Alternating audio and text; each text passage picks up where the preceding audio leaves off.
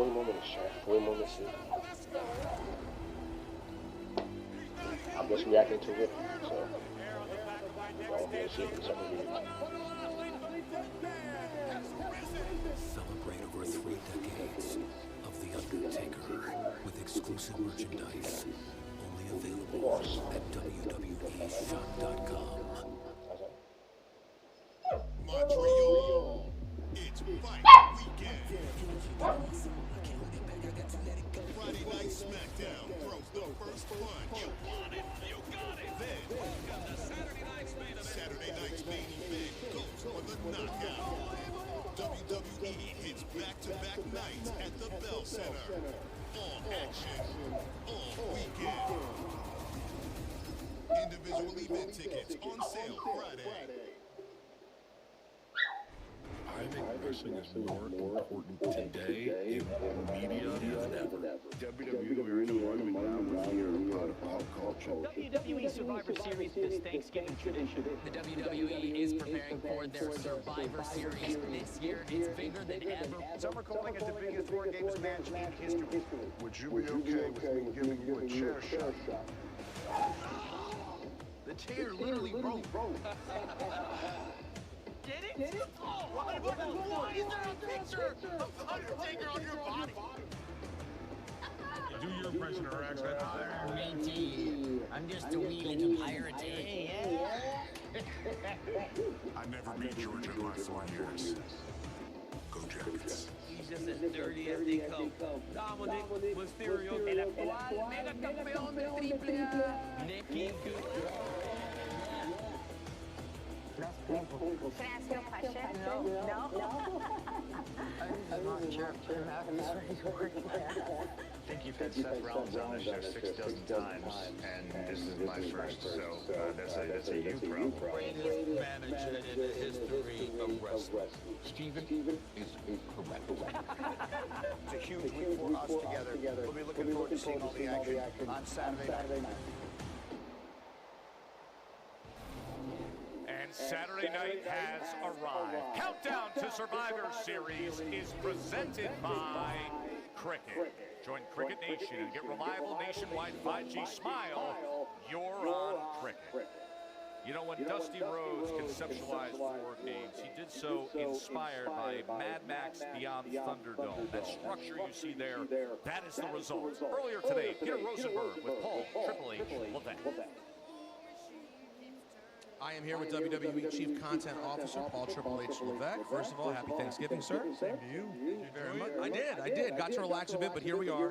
Survivor Series War Games in San Diego. Out of the gate, how cool is it to be at Petco Park? We've done every sort of stadium there is. I'd say baseball stadiums maybe the least represented. How cool is it to be in a park here in San Diego? Well, it's awesome. I agree with what you said there. They're underrepresented baseball stadiums, but they're wonderful when you get here. The difficult part is a little bit of the structure of a baseball stadium. The easiest to work with. So there's a little bit of challenges to it, but the aura here is great. Hopefully we're going to have great weather here today, so it should be an awesome night, and a packed out full baseball stadium is not a bad thing for War Games. Absolutely. Did you have any thoughts of the emergence of Dominic Mysterio and how big he's gotten when San Diego and Petco Park became a possibility? No, it's Dominic's rise has been incredible, and the further away he gets from his dad's shadow, the better he does. And whether fans like that or not, he's incredibly successful. And tonight, he gets to go one-on-one with the greatest of all time in John Cena. You can say he bit off more than he can chew. The truth is, at this point in his career, a loss to John Cena doesn't hurt Dominic Mysterio, but a win over John Cena. Game changer. Game changer. Speaking of John, second to last match for John Cena. Is it surreal for you that we are here? And do you have any nerves about these last two and just it sort of meeting the hype and expectation in the conversation? It's surreal to a degree.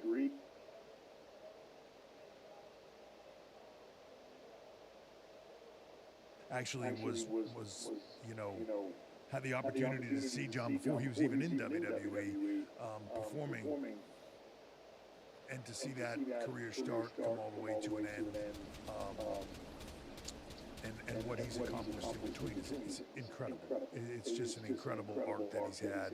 I'm thrilled for him and happy for him that he gets to go out on his terms, the way he wants to go out, and calling his own shot. Not very many people get the chance to do that in life. So this is incredible. Am I nervous or worried about John? Never. The one thing about John is whether on the stick, whether in the ring, no matter what it is, he's always there for the occasion. He always rises to that occasion, and has proven it year after year, decade after decade, that, you know,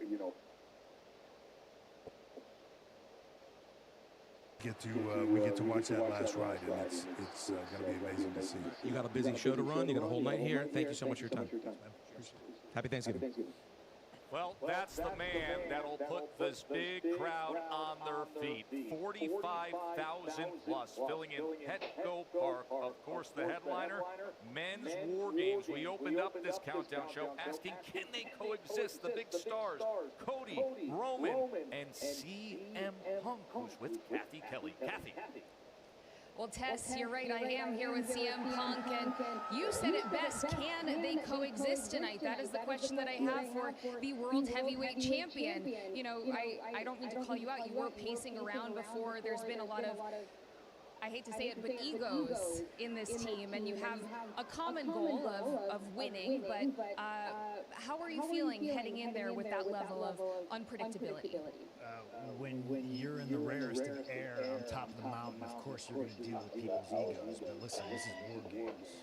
That's why I'm a little bit more of a serious CM Punk tonight. And I get to tag with a friend of mine whose father created the War Games. He knows a thing or two about it. And yeah, maybe me and Roman don't seem eye to eye, but I love his cousins like they were my brothers. So we'll be on the same page. We'll be on the same team.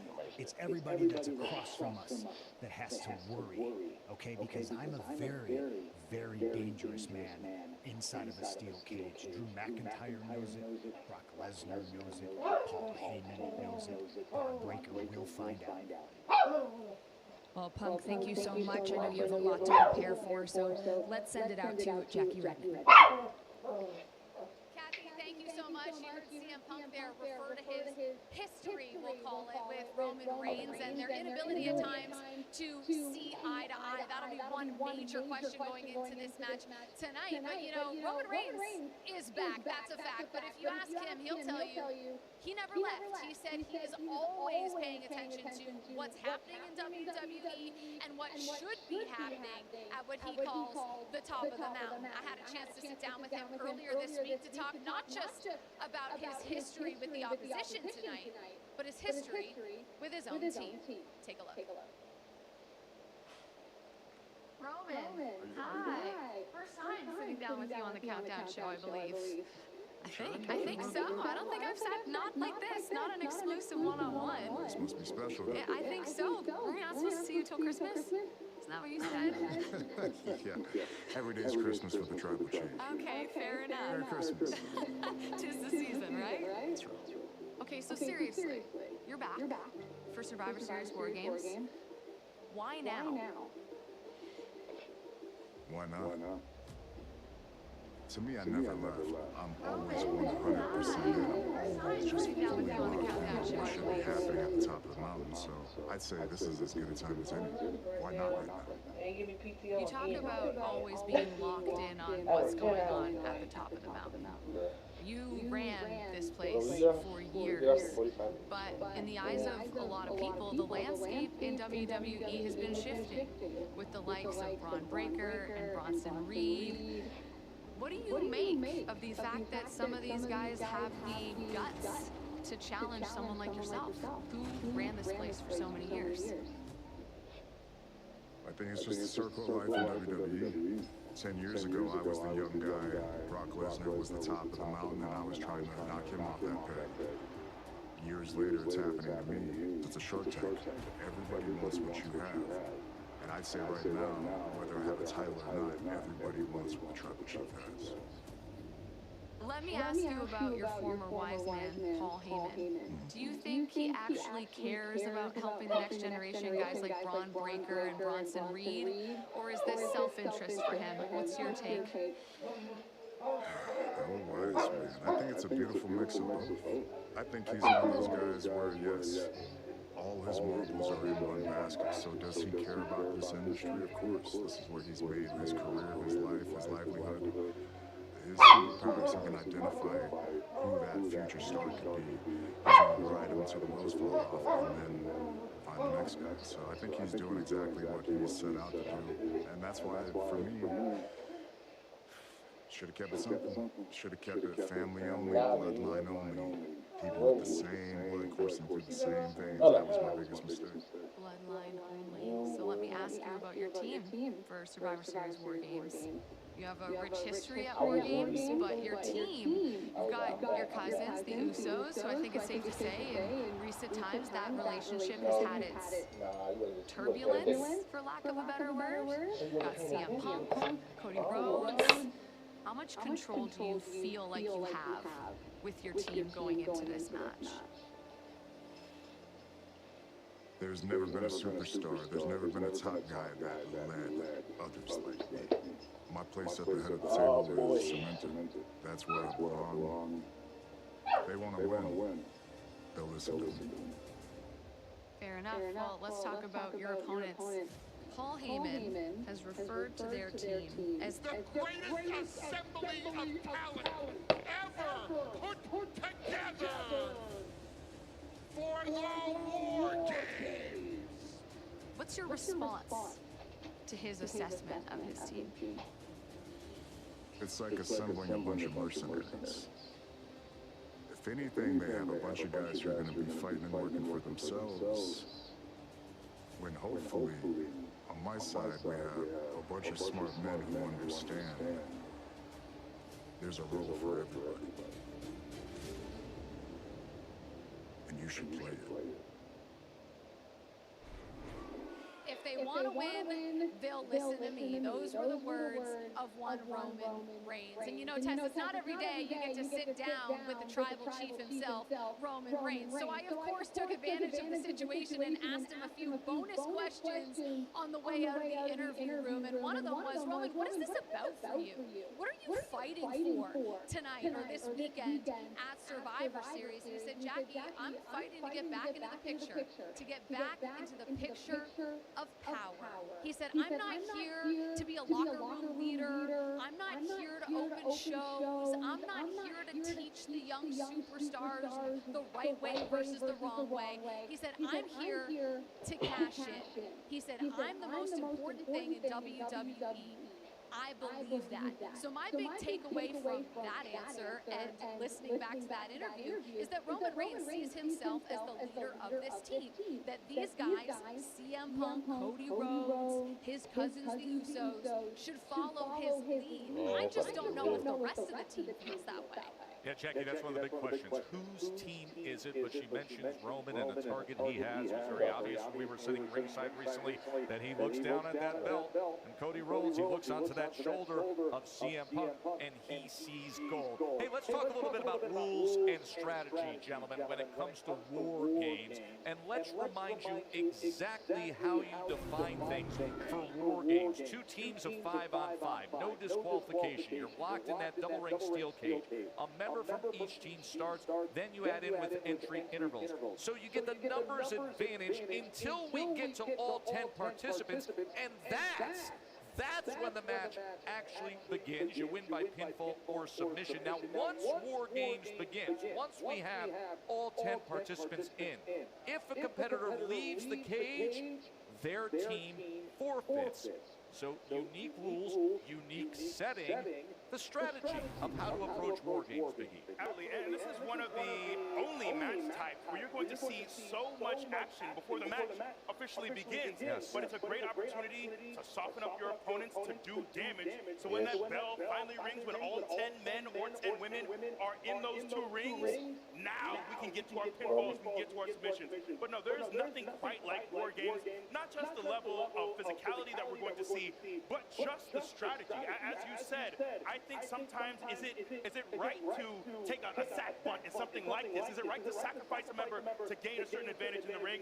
These are all things that really come into this very unique match type here at War Games. Yeah, and how much can you sort of preserve yourself in the early part of the match? Because it's a long time before the match officially begins. No doubt. You go back and watch some of the classic War Games matches, and you realize that from the time when the bell officially rings to when the match ends is not necessarily very long because of all the gore that has happened leading up to that. So it's a very tough match strategically. And remember, the bronze won the advantage for this team. That is going to be a factor in this match. So let's talk about entry order for strategizing. When you size up these 5v5, what would be the entry order that gives a certain team an advantage? Man, it's always, do you want to start with, if you're on the Brock Lesnar side of things, is he someone you would want to start with to just lay waste to as many people as possible? Or make him the cleanup hitter. Or do you have him come in at the very end to lay waste to them? And that's all, I think, those strategic choices, I think, are what make this match so interesting, because who's to say what's right and what's wrong? It's all on, like,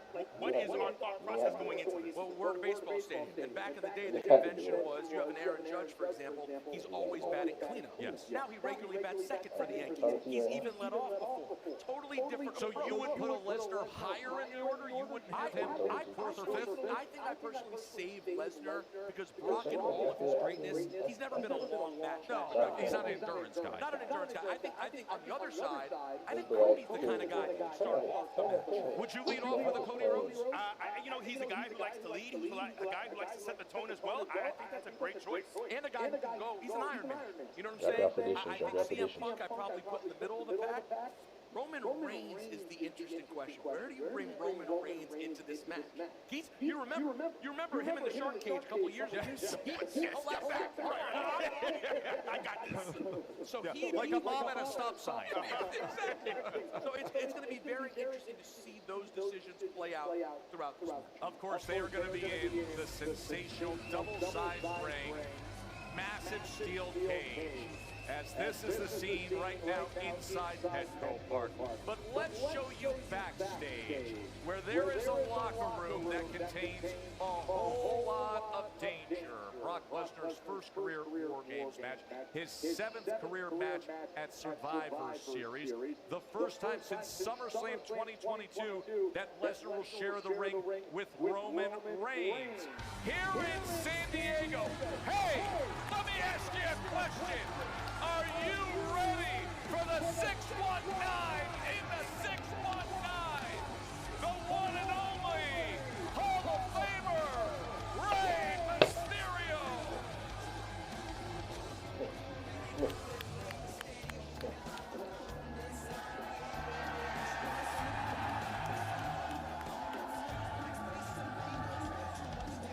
Rey's going to be with us and still to come.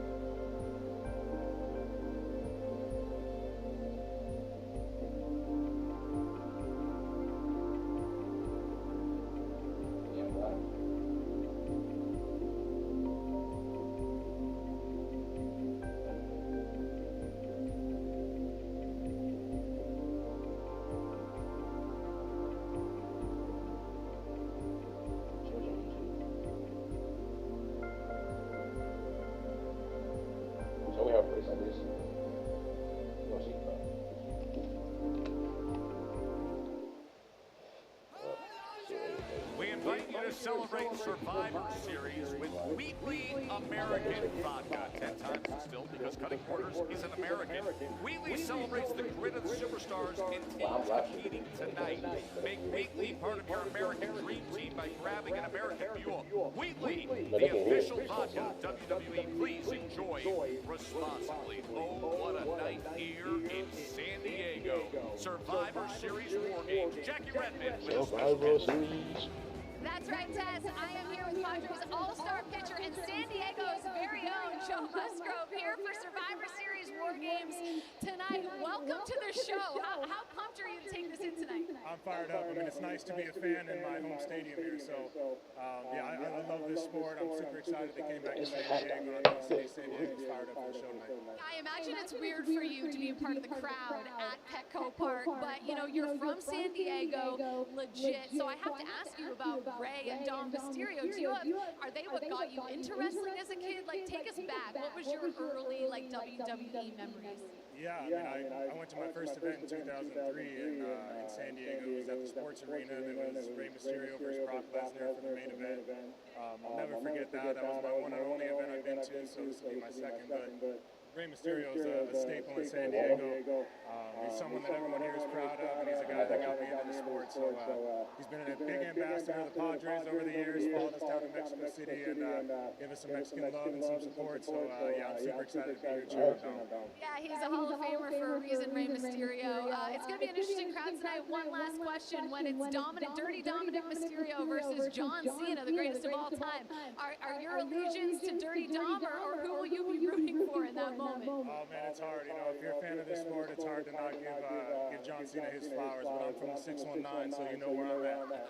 All right, so you will be on the side of Dirty Dom. Joe Musgrove, thank you very much. Enjoy the show tonight, Tess, as I throw it back to you. He's Team Dirty. Team Dirty. No doubt about it. From an all-star pitcher to a Hall of Famer. San Diego's very own.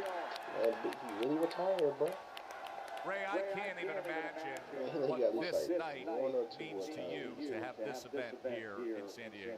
Oh, we've been pumped from the moment we knew that it might be a possibility that we do an event here at Petco. So, yeah, I mean, you feel the excitement, the adrenaline, very, very emotional that this night is the night that it is. John Cena's second to last match. You had a wonderful moment with John recently at Madison Square Garden with the six-man tag team. And that one memory that stands out is when you and Sheamus and John were walking back up the entry ramp, and then you just turned around one last time. How do you characterize that? Oh my God, that was a special moment. That was a picture-perfect moment. You know, one that stays in the history of the books. The fact that I was able to team up with John on his last Monday Night Raw at MSG is just special within itself. But that memory, like you said, walking up the ramp and then just giving that one last look to the fans saying thank you for everything you've done, special. Well, it's always special when Ray comes back here to San Diego. And ahead of Survivor Series, the Hall of Famer and San Diego native returned here to give back to the community.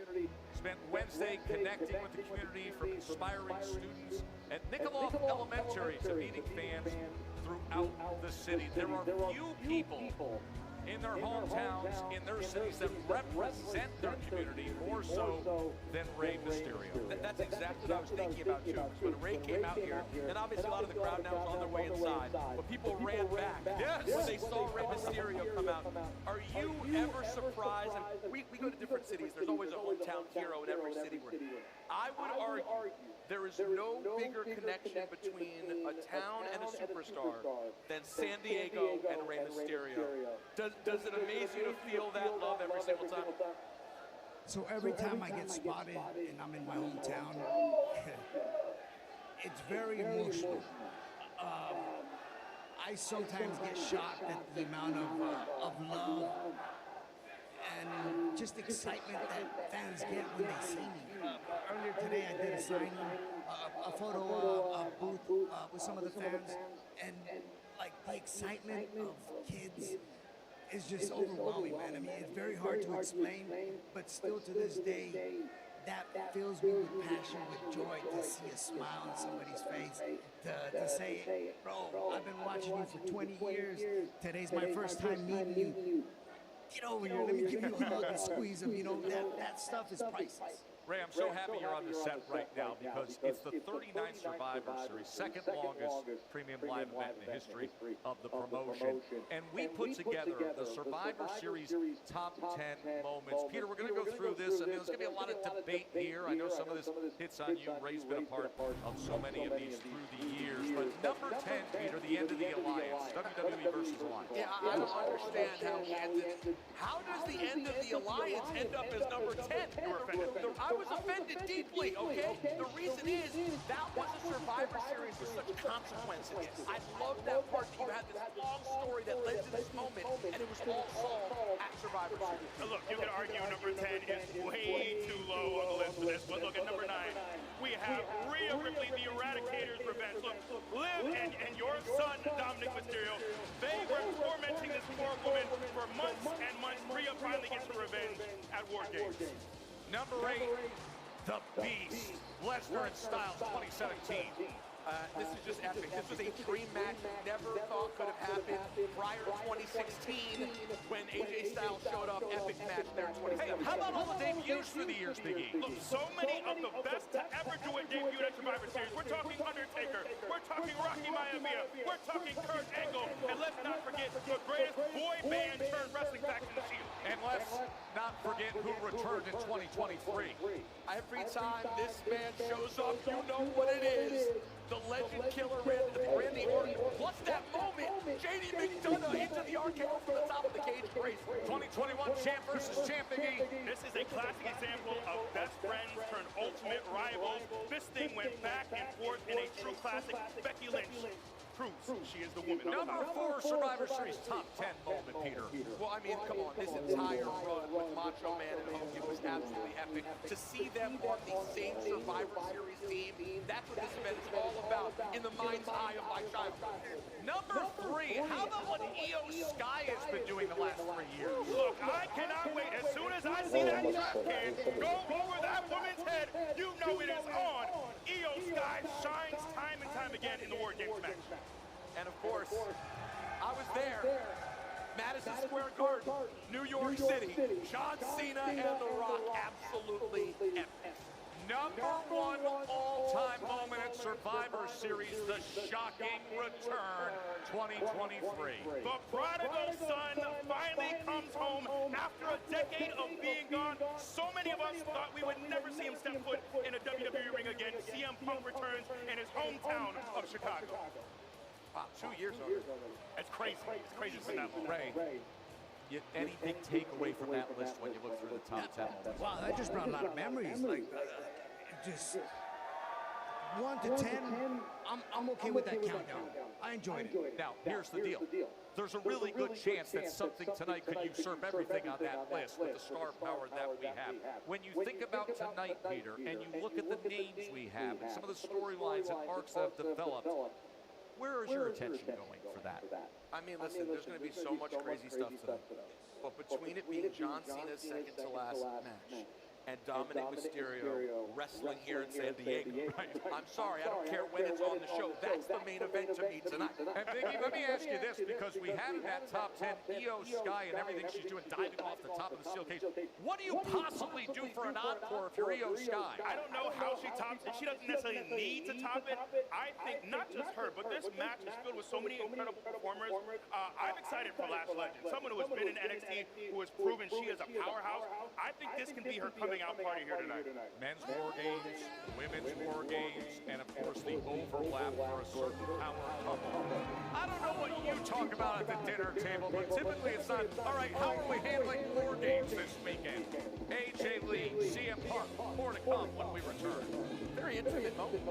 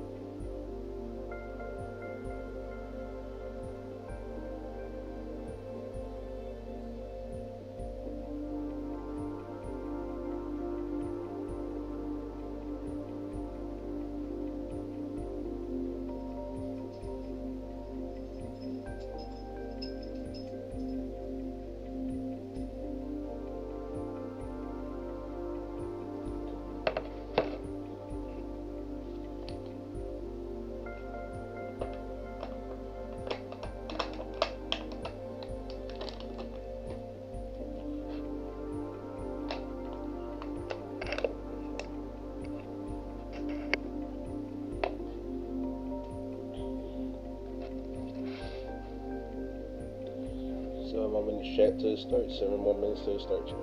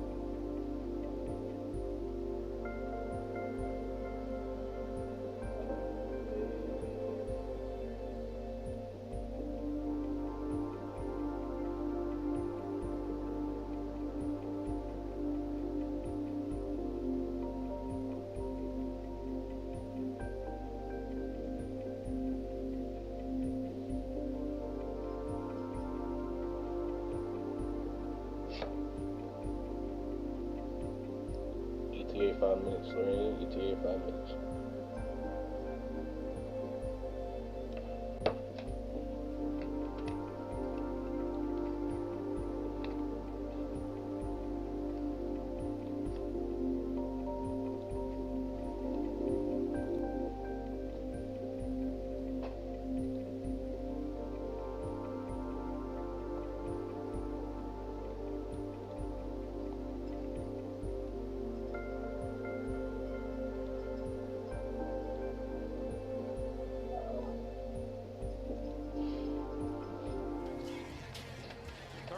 Survivor Series with aerial coverage provided by Goodyear, the best seat in the house since 1925.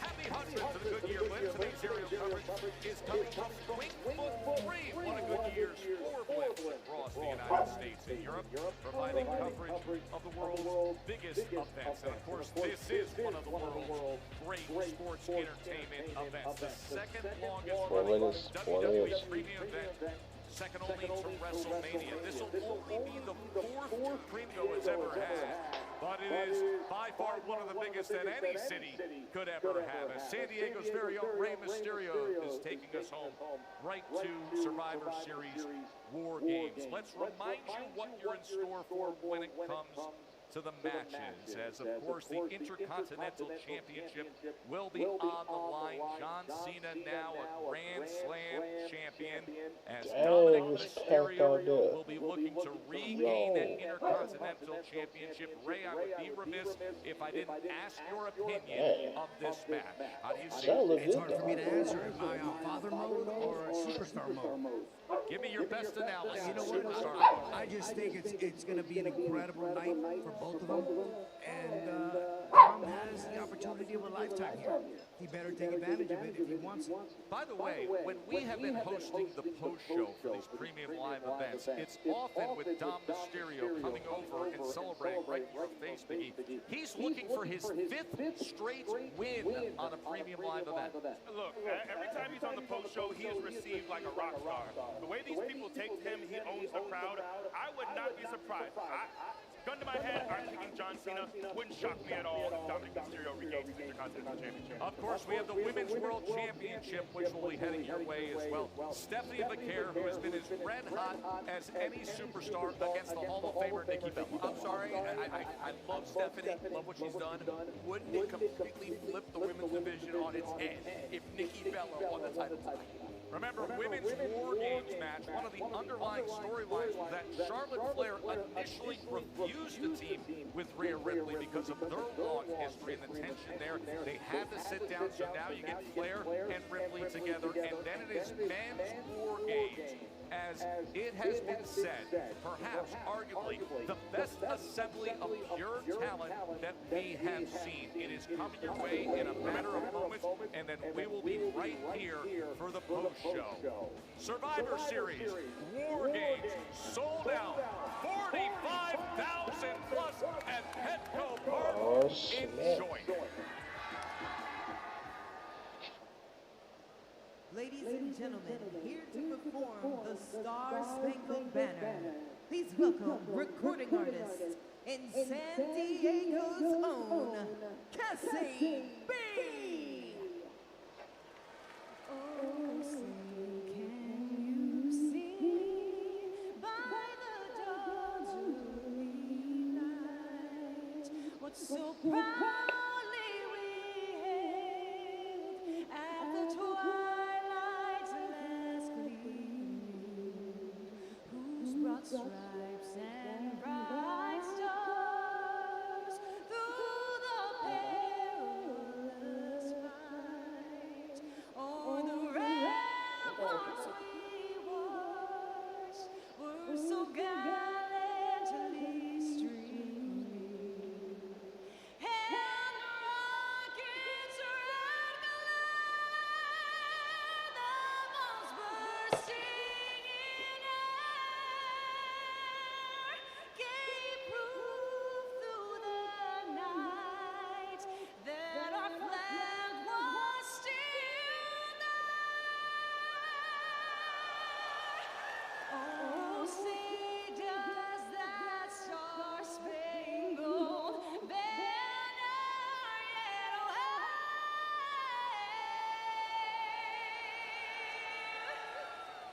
o'er the land of the free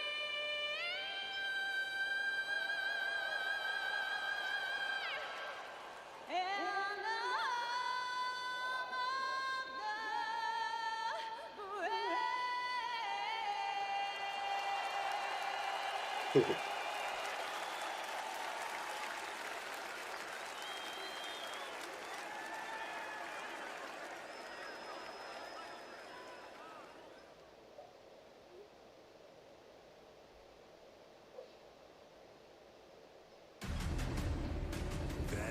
It's time check.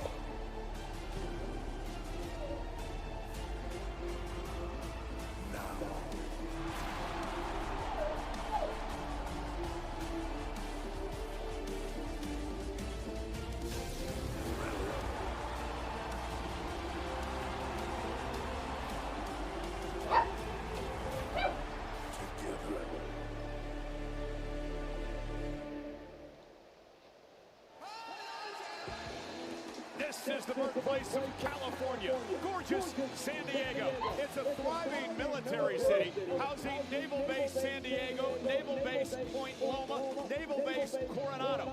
Also the Marine Corps Air Station Miramar and Marine Corps Camp Pendleton, just north of here.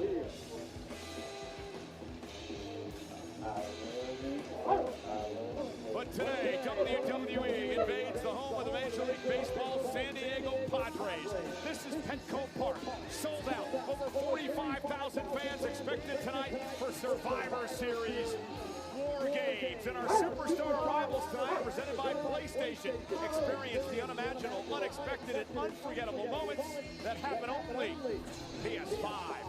Rhea Ripley, Io Sky, Charlotte Flair, Alexa Bliss, and AJ Lee prepare to go to war. They step inside the cage against this formidable team. The self-appointed captain, Becky Lynch, Nia Jax, Flash Legend, and the Kabuki Warriors. They're set for War Games tonight. On the right is Stephanie McCurr. She's the Women's World Champion, but she defends against the WWE Hall of Famer, Nikki Bella. Nikki looks to rekindle some magic tonight.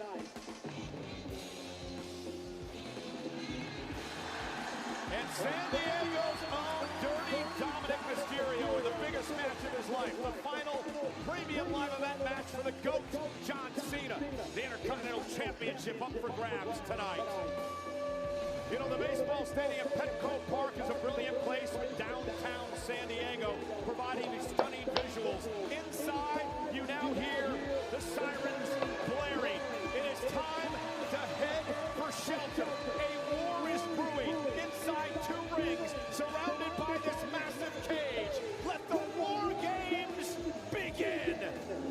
game, boys. Down here, there's no noise. No noise. What you mean no noise? Just focus, precision, patience. Every image starts in the dark. And for a fraction of a second, a soul gets exposed.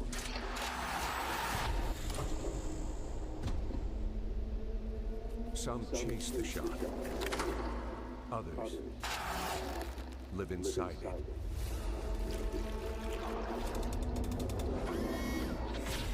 Both expose the truth.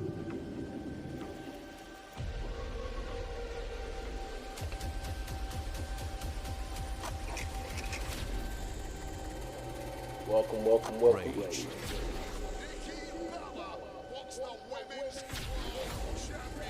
Resolve. Can Roman Reigns trust CM Punk and vice versa? Revenge. You want your rematch for the Intercontinental Championship? No problem. Tonight, two teams step into fray. These two teams will be locked inside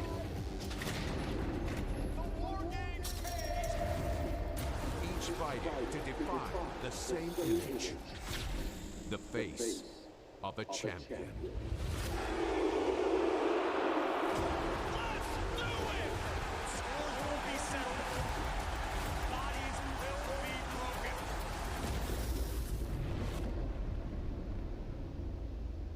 This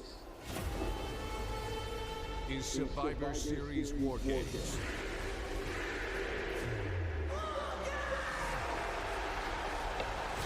Victory in this battle, there are bound to be casualties.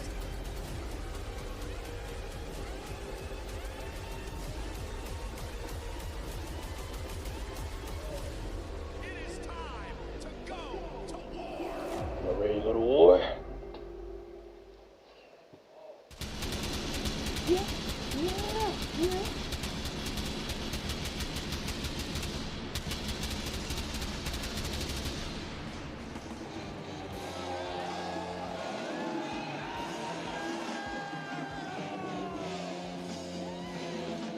You are looking live in the home of Major League Baseball San Diego Padres. Tonight, over 45,000 fans will pack this joint, Petco Park, as we welcome you for the 39th time to Survivor Series War Games, presented by Riyadh Season and Xfinity.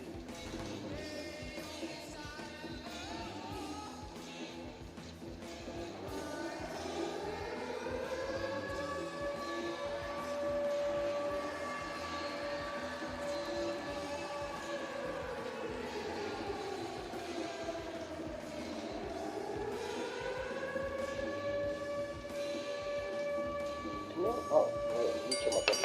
The following is the Women's War Games match! One member of each team starts the match. Survivor Series. After 5 minutes, What's he the making? advantage team will be released to enter the match.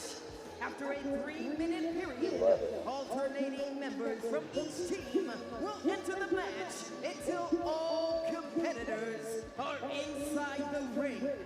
Once all competitors have entered, War Games officially begins. Once War Games begins, if anyone leaves the cage, 13 forfeits. The only way to win the match is by pinfall or submission.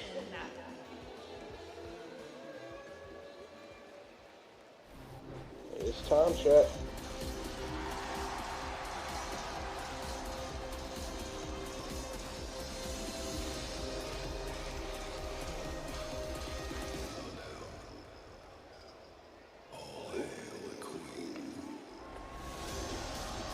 Oh, we got 54 people here. Hold on.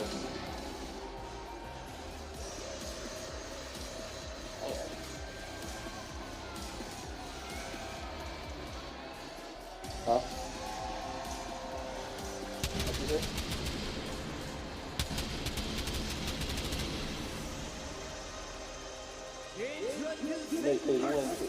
Remember, that's what you do.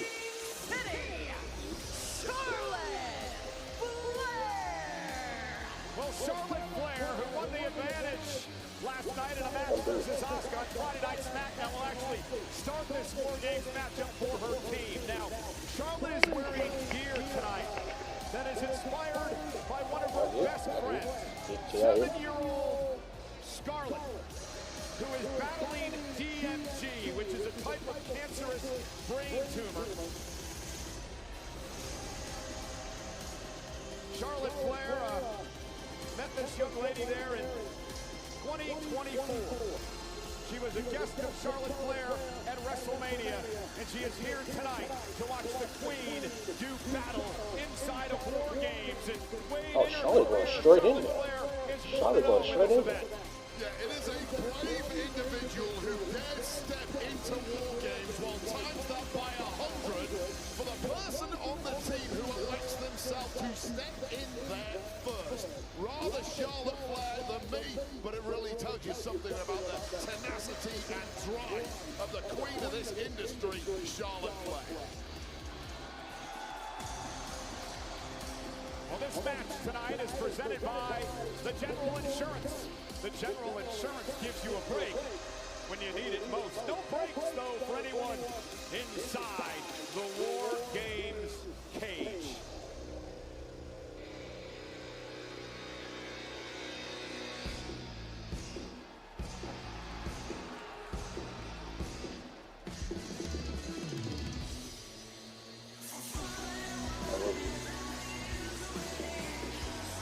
I saw it.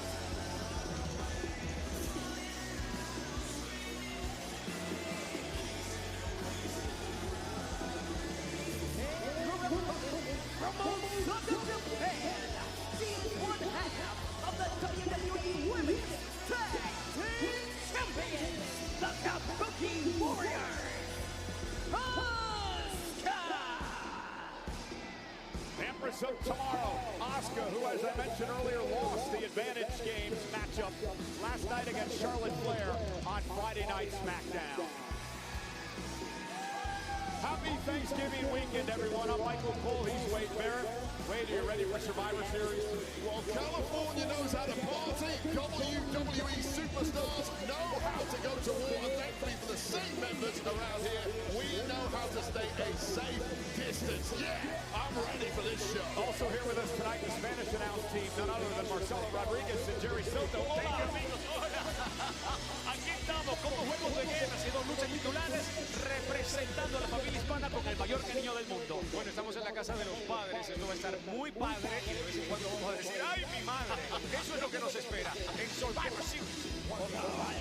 One thing I do want to mention tonight, Wade, is that we do not have the normal shark cages that we've become familiar with, which each team member would be housed in before being released into this matchup.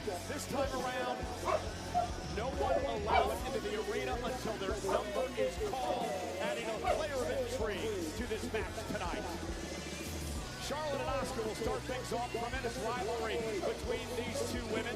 I mentioned last night they were even going into last night's matchup in their career. Charlotte now with a slight edge in one-on-one matchups. Again, the match is not underway yet, not until all 10 women enter the fray. So what's the strategy now? 5 minutes to go between these two. Well, the aim is going to be to do as much damage to your opponent's team as you possibly can before the match officially starts, when all 10 entrants are in the two rings.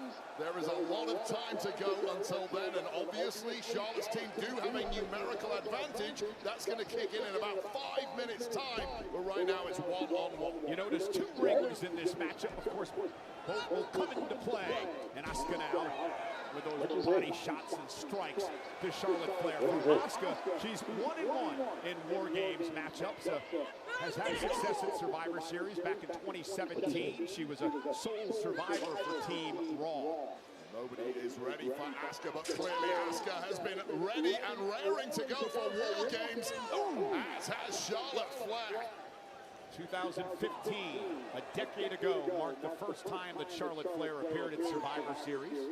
2017, she actually knocked off a woman who's going to be a teammate in this match tonight, Wade, Alexa Bliss, here at this event. Yeah, well, that is loose alliances here, there, and everywhere when it comes to War Games. But let's not forget, just a few short weeks ago, the Kabuki Warriors won tag gold against Alexa Bliss and Charlotte Flair. So there's some real beef between these two superstars right now. The gold currently in possession of Asuka and her tag partner Kairi Sane. And two of the most decorated superstars in the history of our sport starting this matchup off tonight. Charlotte Flair, 14-time world champion. And Charlotte now. Look at Charlotte taking Asuka to task here. This is Charlotte really trying to play some mind games with Asuka, and nobody can play mind games quite like Charlotte Flair. Just establishing some dominance in the early goings here, ragdolling Asuka around the ring.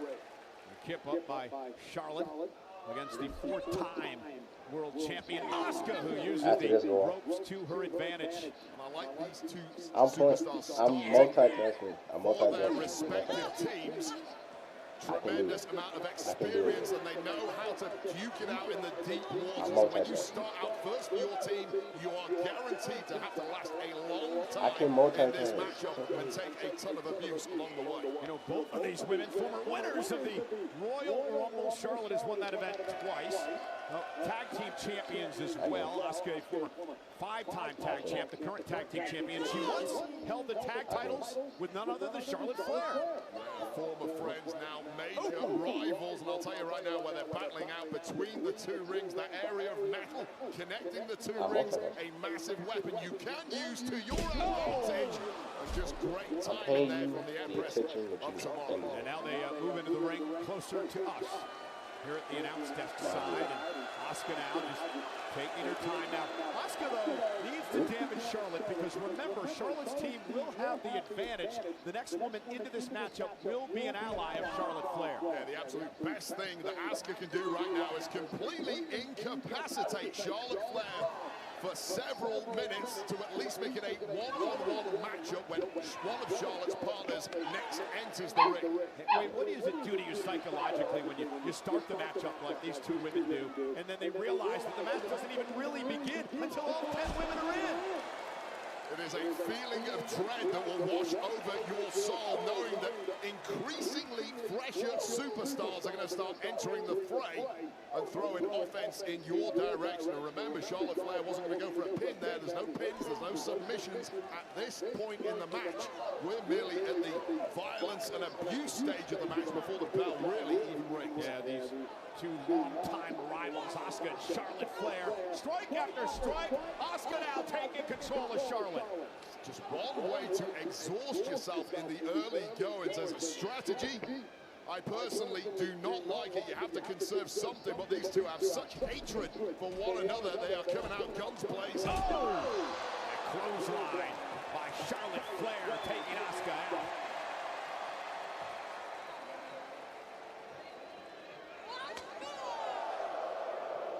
Famous Flair chops ringing through Petco Park.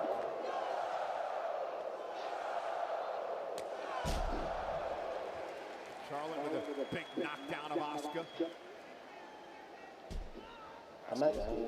Numerous sneak attacks on the likes of Charlotte Flair over the past several months, and indeed several of her partners in this War Games matchup. Charlotte was going for that fall-away slam, and Asuka was able to counter with a German suplex and then a kick to the face.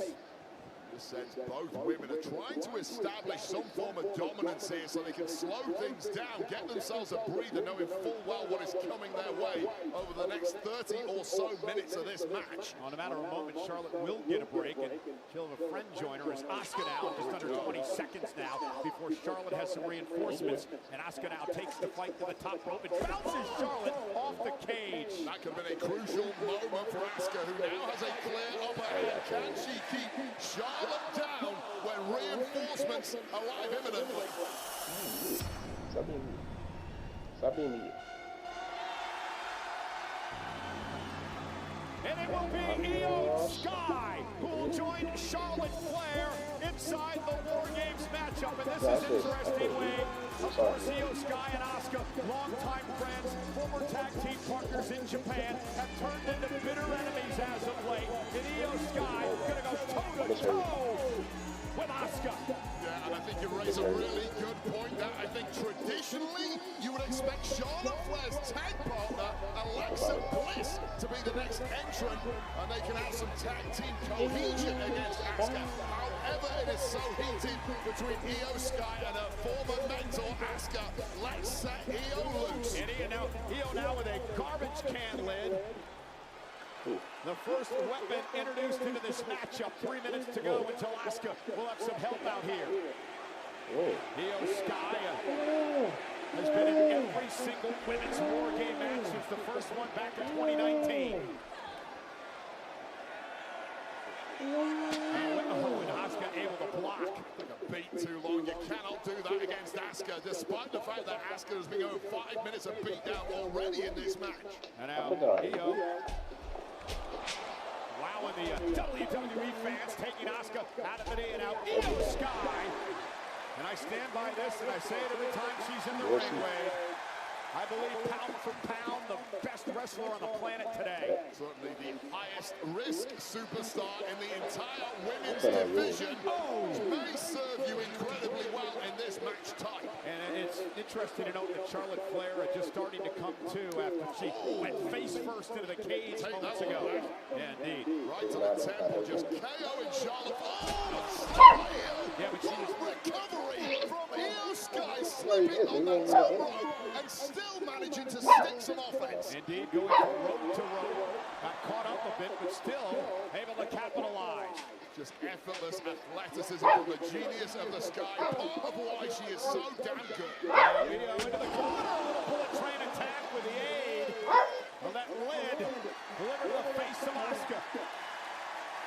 Io Sky, the two-time world champion. Let's take a look at this precision timing, precision impact, aided and abetted by that steel trash can lid. Now Asuka sent outside the ring. She avoided the cage.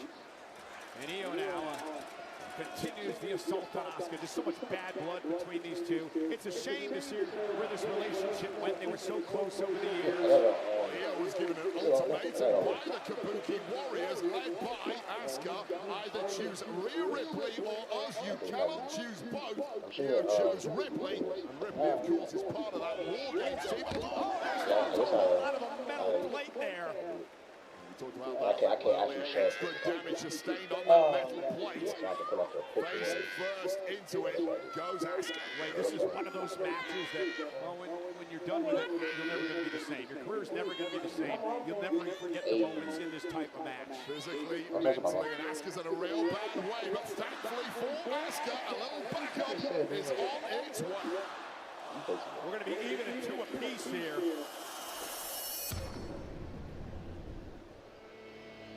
Well, the woman who is the self-appointed captain of this team, kendo stick in hand, the 7-time world champion, Becky Lynch, who is 2-0 in War Games.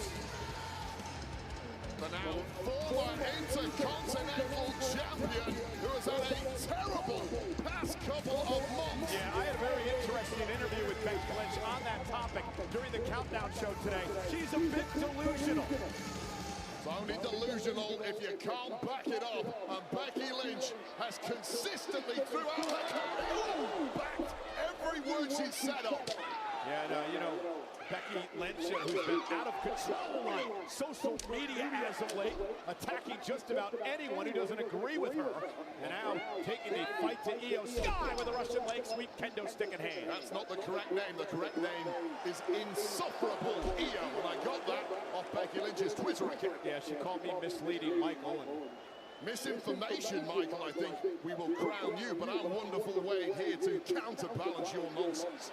Becky Lynch, who back at Survivor Series in 2021 beat Charlotte Flair in a classic matchup. And speaking of Charlotte, back in the fight, takes the kendo stick away from Becky. That would be Charlatan Flair, in the words of Becky Lynch. 2 of the original 4 horsewomen who really started, or I should say completed, what would be the women's evolution here in WWE a decade ago.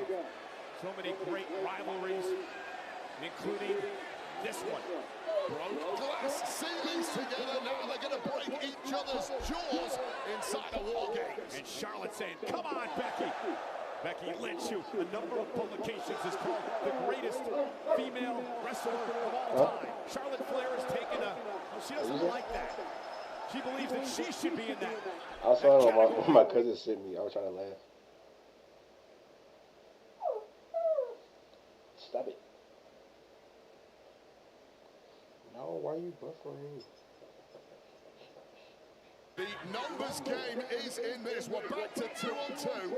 And establishing dominance briefly was Becky Lynch and Asuka, however. Yeah, a couple of exploders that time by Charlotte. And Becky as they stare each other down. I mean, these two are going to be intrinsically linked throughout their entire career. Going back to FCW. Getting a major upper hand here is the undoubted alpha woman of the female locker room, Charlotte Flair. Well, it's going to be interesting to see how Becky reacts to this matchup mentally as well as physically because of what happened. Taking Charlotte out at the knee. Back, of course, at Madison Square Garden, middle of November when she lost the Intercontinental title, of course, to Maxine. Thanks in part to a woman who's going to enter this matchup in a little bit, AJ Lee. Yeah, and let's not forget that Becky Lynch had a major issue at WrestlePalooza against AJ Lee alongside her husband, CM Punk, in mixed tag with Seth Rollins involved too. Everybody at home, say hi to them. Tell them who the greatest female wrestler of all time is. It's me. Always talking trash. Could be commentary too, she's better than us. And Charlotte and Io going to have an ally join the fray, give them a 3-on-2 advantage.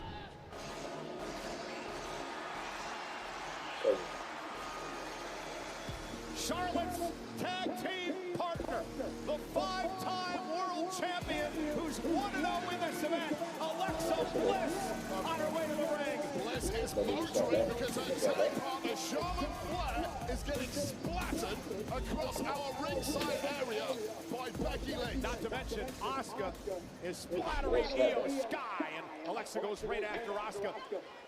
Asuka's trying to stop Alexa Bliss getting over to Charlotte. Charlotte's in a really bad way at the side of the ring here. There's fights going on all over the place. Oh! So for the next 2 minutes and 45 seconds, Charlotte, Alexa, and Io Sky will have an advantage, but can they take advantage? Charlotte and Io are down and out. That's just how effective it has been keeping Io Sky down, keeping Charlotte Flair down.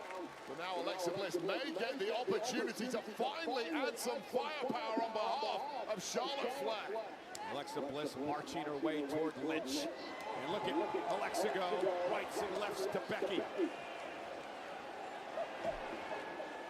Every inch the former 5-time world champion Alexa Bliss, one of the most perplexing individuals we have ever witnessed. Yeah, she's a 4-time tag champ. One of those reigns with Charlotte, of course, and the other was with Asuka. Oh, and Charlotte and Alexa working together as a team.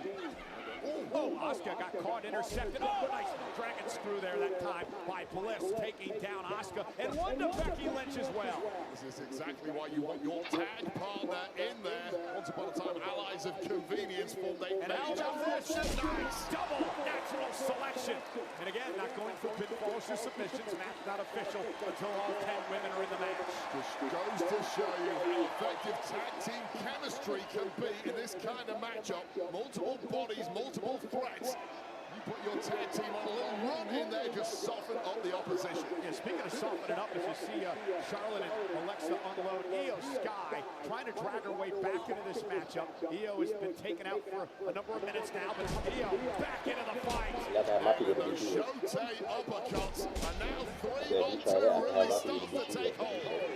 Remember, Charlotte was very reluctant to be a part of this team because of the presence of Rhea Ripley. Sit down a couple of weeks ago, mended fences, at least for tonight, between those two. Yeah, all bets are off for one evening. Your enemy, as long as they're on your side, becomes your friend, becomes the only way you can survive war games. Now, tomorrow's a very different day. Just hold things together for one evening. Well, Charlotte made it clear, I'm out here for Alexa. And in 20 seconds, things will finally be even again at 3 women apiece.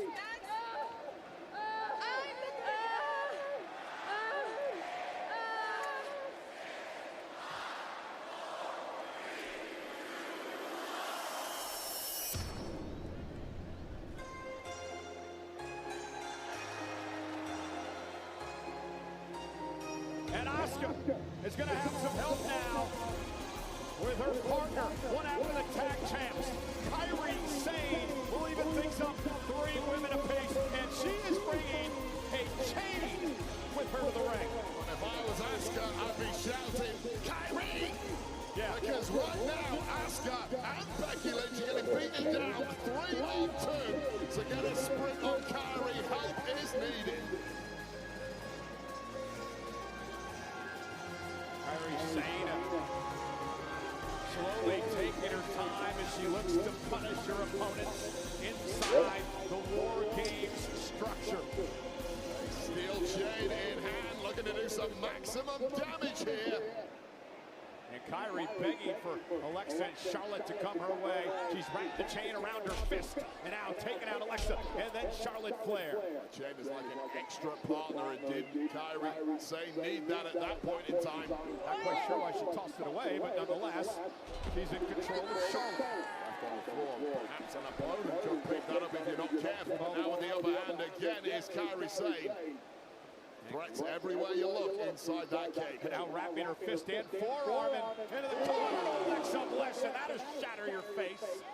Nice move by Kairi Sane, of course, the other half of the tag champs alongside Asuka. And these are the 2 women she took gold from. Meanwhile, Io Sky in control of Asuka. Becky still down. Kairi Sane still taking the fight to Charlotte. Torturous hold to Charlotte Flair, slowly exhausting Charlotte Flair's, dropping Flair's defenses, and now looking at Kairi losing herself with the chain wrap fist, and that chain has made a major difference in this match.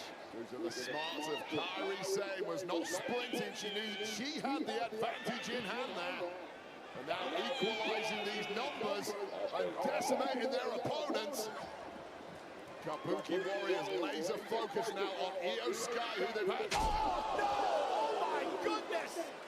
About decapitated Io! Just when Asuka was looking in major trouble, her tag partner saves the day. Asuka with a missile drop kick to Io Sky. Just such bitter hatred from Asuka toward Io Sky. And I'm still not sure why. Well, the deal was very simple. You don't protect anyone else apart from our little group who we've climbed this industry with. Not silly, but nonetheless, Asuka feels that way, and Kairi Sane has followed her in her footsteps. For a while, I believe that Kairi was just trying to make amends, and now she's bought into Asuka's vicious ways.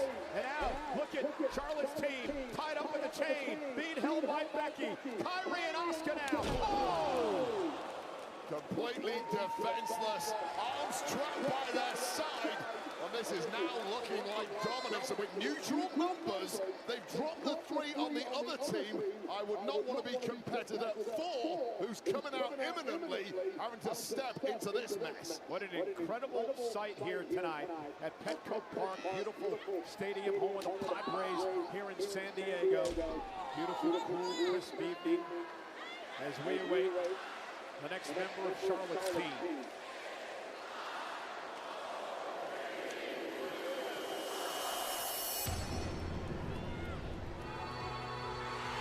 Oh, snap.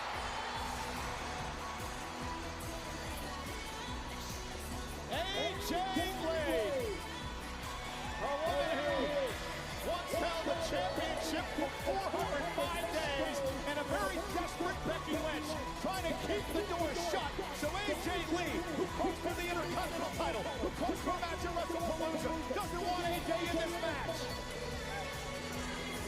Becky Lynch wants to maintain the neutral numbers in there. It's 3-on-3. AJ Lee's entrance will ruin that. That is why the door is being kept shut. But AJ Lee has other ideas. Scaling the cage like Spider-Man. AJ Lee heading up top. And AJ Lee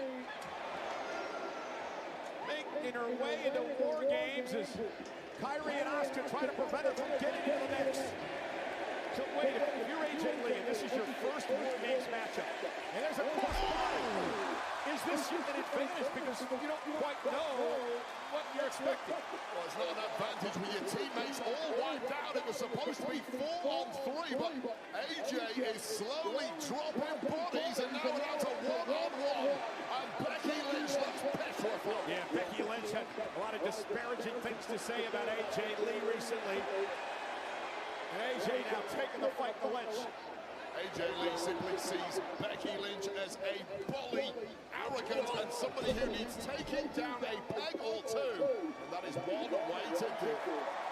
Remember AJ Lee back at WrestlePalooza. It was her first match in a decade. And now she's in War Games tonight.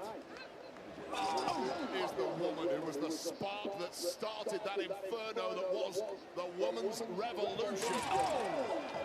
Becky Lynch doesn't see it that way.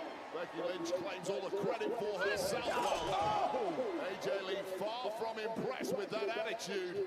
Using the cage as a weapon, a shining wizard by AJ Lee, which is one of her trademark moves. A knee right to the nose there of Becky Lynch, a nose that has been plastered across her face. And Kyrie now from behind.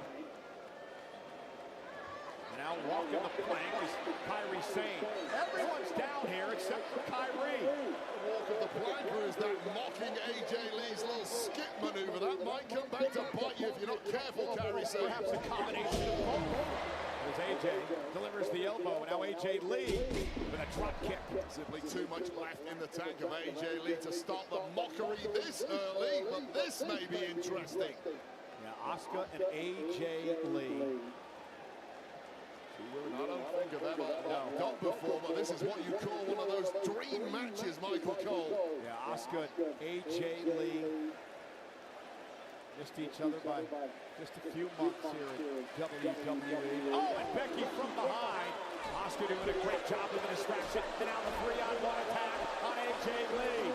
Just been mugging in there of AJ Lee. How smart has it been of Becky and the Kabuki Warriors to neutralize that temporary numbers advantage that the other side currently has? They barely made use of it, although that may be changing before our eyes. Yeah, Charlotte gets back in the mix. Io Sky as well. Things will even again at 4 apiece here in a matter of moments. Just how exhaustion really is starting to kick in now. Test of your endurance, test of your will to win, test of your drive. But who is coming in now? Oh, the complexion of this match.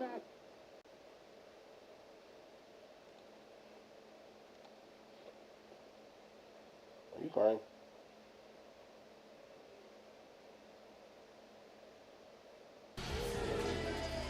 As formidable a foe as you could possibly imagine, possesses zero physical weaknesses at all.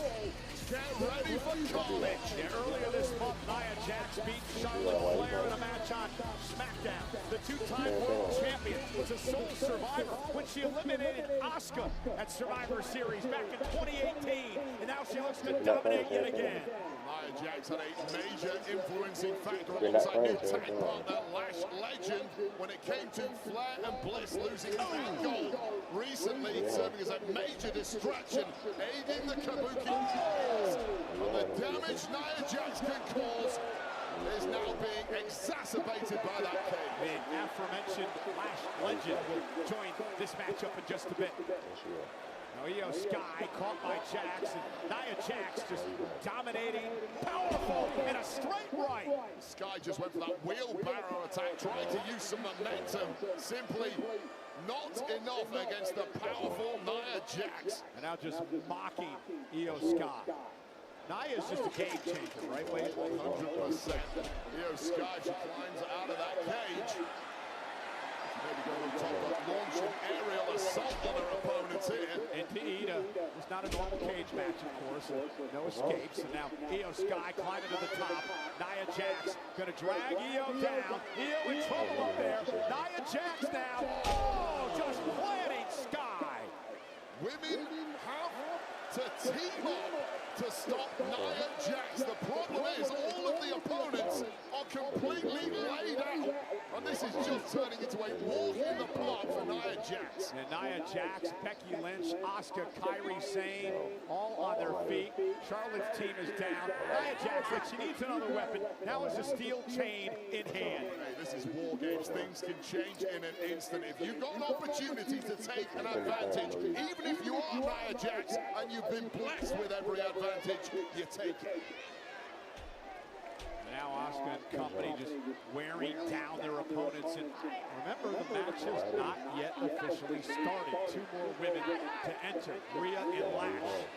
We're getting dangerously close to all 10 women being in there. Just 2 entrants left. We're tied at 4 on 4.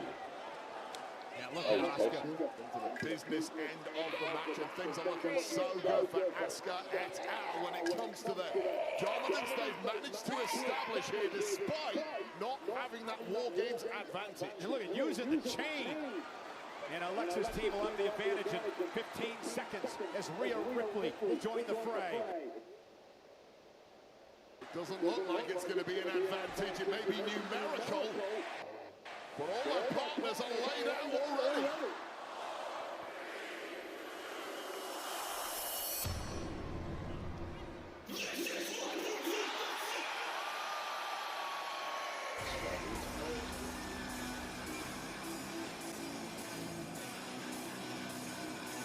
Well, Rhea Ripley, the Eradicator, is about to go to war.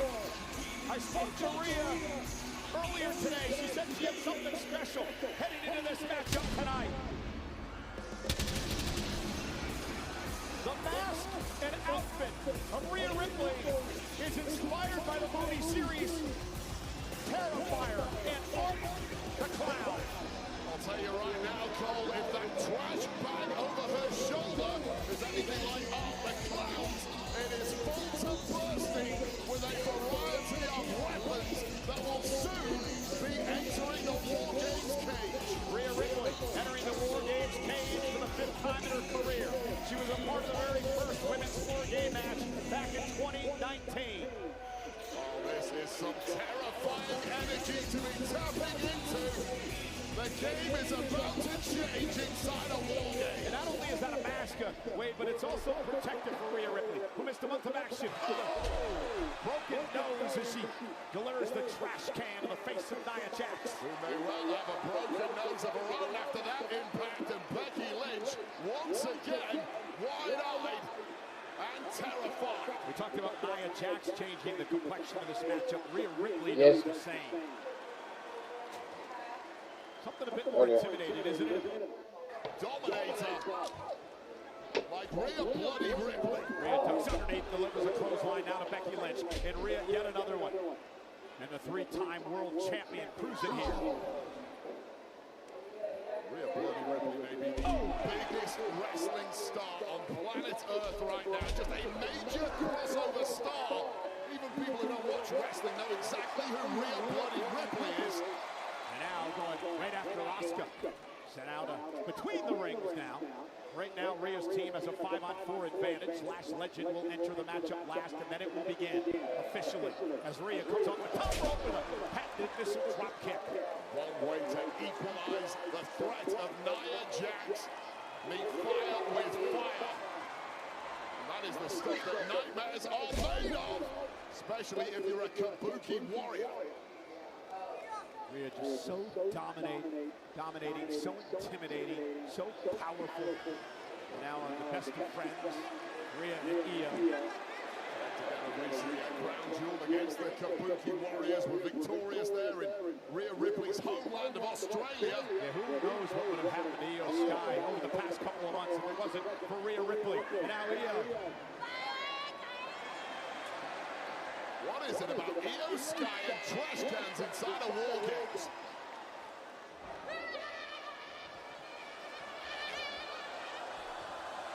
How about that?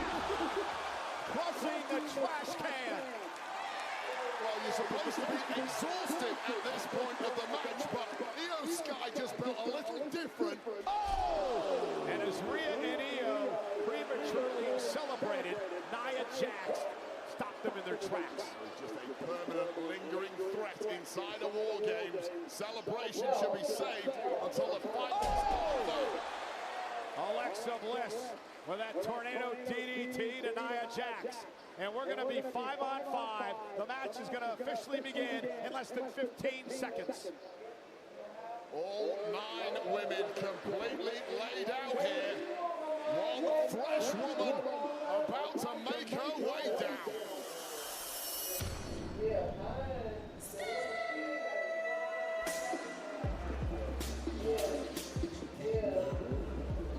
She is the powerhouse.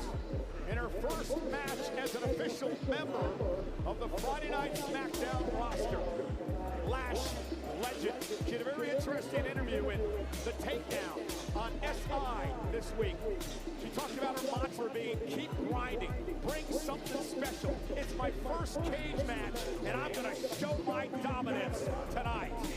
Former WNBA star to the woman. I've watched her career from the very beginning in this industry in NXT. And from day one, you just knew this woman was destined to be something very, very special.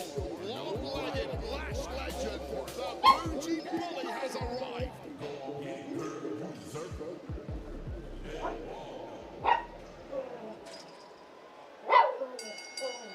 And now, let the war games begin! Match underway. First team to pick up pinfall or submission will win War Games. Interesting, the referee now in the ring. None other than Jessica Carr, who's had major issues with Becky Lynch in recent weeks. Becky calls her Crooked Carr. Fast count jar herself. There's no count involved tonight, thankfully, for Becky Lynch. Although the Bougie Bully Lash Legend immediately dropping the hammer. Oh, wait, there could be. I mean, if Becky Lynch is pinned, Jessica Carr would count the 1, 2, 3, right? Well, a count out that was the major issue with Jessica Carr, but we may not get that far because Lash Legend may be about to end this thing. And look at Lash now just ragdolling Alexa Bliss along the way. Oh, just an intolerable amount of power to this woman. Yeah, former D1 basketball star, played in the WNBA, and now showing off her power here in WWE with a choke slam to Charlotte. I'll tell you right now, so many people thought with the lack of resume for Lash Legend, she would be the weak link. Smallest resume, biggest weapon inside War Games. Welcome to a major showcase moment for Lash Legend. And the Bougie Bully, Lash Legend, staring across the ring at the Eradicator. Think about the matchups these two could have in the future. And Rhea now with the right hand. Lash with one of her own. And now slugging it out. Power versus power. I have to give it an edge to Lash Legend, but of course the experience factor majorly in favor of Rhea Bloody Ripley. And now Rhea lands on her feet, runs into a back elbow. Just cannot take Lash Legend off the feet. Low staggering her now. Now, landing Rhea, stacking her up off that power bomb, and then a big pump kick. And Lash into the cover. Hook of the leg, and Rhea's got a kick out at 2. Take another look at this legendary pump kick right to the jaw of Rhea Ripley. People who followed Lash's career will know she's beaten countless opponents with that. Not tonight, not against Rhea Ripley, but Ripley has been softened up now in a big way. You know, I mentioned that interview earlier. Lash said tonight is her moment to show the world that she is for real. Rhea Ripley, though, looking for the riptide. Now on Lash Legend, and Nia Jax going to help out her buddy, her newfound friend, Lash Legend. Talk about the experience being a major weakness for Lash Legend at this level. That is why you team up with this fellow superpower, Nia Jax, who has been around the block here many times. Major guiding light now for Lash Legend, and things are starting to really pick up in there. Yeah, critical moments now. We're in sudden death. This is overtime. First team to get pinfall or submission will win. Charlotte Flair up on the shoulders, as is Alexa Bliss. Nia Jax and Lash Legend Legend deposit them into the cage.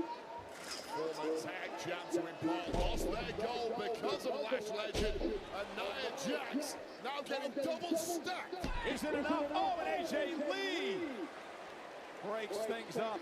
It's perfect timing there from AJ Lee. Took the attention of referee Jessica Carr in the process, saving the match for her team, and it really is balanced on a knife edge now.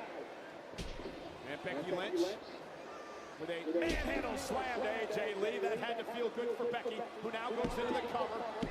Oh! Io Sky with a moonsault! And a kick out. Lash Legend also pulling her off the cover. This is one of the difficulties at this point in the match. To try and get a win, there's almost always somebody on the opposing team there to break up pins and submissions. Now Lash and Nia working together. Io Sky now caught by both women. Io, military presses here. So easy when you're that strong. And now sending Io into her teammates. A game of high-risk balls going on here. And taking full control, Nia Jax, Lash Legend, and the rest of their team have a major upper hand now in War Games. Uh-oh, Asuka has Io in trouble. Kairi Sane gonna climb up to the top. Kairi Sane, top rope. This could do it in this matchup. Kairi gonna fly. Kabuki special with a chain in hand. Cover. Boom. Rhea Ripley saving the match. I mean, that was game over right there. If Rhea Ripley hadn't found the timing and enough left in the tank, take another look at this Kabuki special. What a shot with that chain in hand. Double stack pin, and Ripley just bulldozing over the pin in the nick of time. And now Becky's team surrounding Rhea Ripley, who's back to her knees. Rhea in deep, deep trouble in a 5-on-1 situation here. A street beat down, about to meet Rhea Ripley, and now Ripley's scrambling for her life, but it's not at all. Oh, goodness, Charlotte saved Rhea Ripley, and a miss now. A miss delivered to Legend. Friendly fire to Lash Legend, you're right. Charlotte Flair just barged her sometime enemy, Rhea Ripley, out of the way, saving her, and it's cost Lash Legend. Asuka just fisted her own partner. What a major bonding moment that was for Charlotte Flair and Rhea Ripley, who did not want to team together at all. That's the moment that Rhea Ripley realizes, we're a team, we are a unit, we have to win this thing. Yeah, wait, they had to sit down a couple of weeks ago. They buried the hatchet, at least for tonight. And now working together with a suplex to Jax. Alexa Bliss now, up on the top rope. Well, these are the bonds that War Games can give you. Twisted Bliss by Alexa. And this match has just turned around in the blink of an eye. And it all was because Charlotte and Rhea. Oh no! Look at this! AJ Lee! AJ Lee! AJ's not tall enough. But Rhea Ripley gonna help her out. You know what? It wouldn't be War Games without Io Sky and a trash can. This has become vintage Io Sky. From the top of the War Games cage. Well, this is about to go viral. Io Sky! Oh! Launching herself off the top with a swanton! Becky Lynch can't believe it, and guess what, Wade? Becky Lynch is the only woman standing for her team. And Becky Lynch ain't going anywhere. They can tee off at will in a second. Becky trying to turn and run away to the other side of the ring. Now remember, if Becky escapes here, her team's going to forfeit anyway. So if she gets out of the cage, she loses. Well, She might as well take her medicine. Doesn't look like they can win this match from here anyway. 4 down, it's 5 against 1 here. Becky Lynch had the whole idea. Perhaps given up, but not been allowed out. Time. And AJ Lee now into the Black Widow. Becky's fought this before. The Black Widow. Becky takes out AJ and company. Win War Games.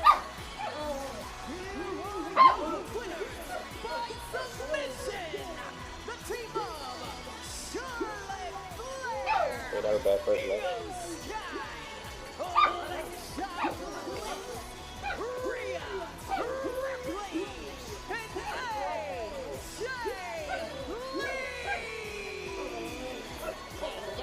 Just how quickly War Games can do a complete 180 as the celebrations begin here in San Diego from the upper hand. Now with the poison mist pass out of the way, straight into the eyes of the Bougie Bully Latch legend. That was the turning point. And this is the most spectacular moment of the match. Trash can in hand, over the head, and one swanton later, completely dropping the field, except for one Becky Lynch. And as Becky Lynch tried her best to escape, she was denied. And the rival team teed off at well. One riptide here, followed shortly thereafter by AJ Lewis submission. There's the tap out. There's your victory. War Games is over. The winning team, AJ, Charlotte, Alexa, Rhea Ripley, and Io Sky.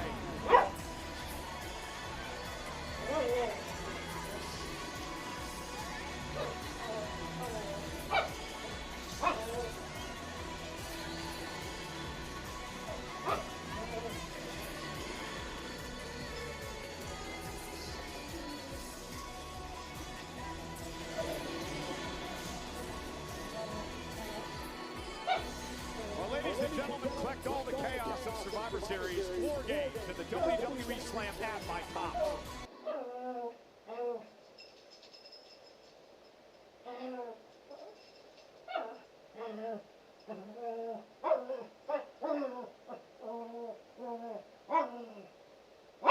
In the in-app Survivor Series watch party, where you can collect throughout the event. WWE Slam by Top. Download now in the App Store and Google Play. Well, coming up next, it's the final premium live event match for the GOAT, John Cena. He defends the Intercontinental Championship versus San Diego's own Dirty Dominic Mysterio. Please welcome the new...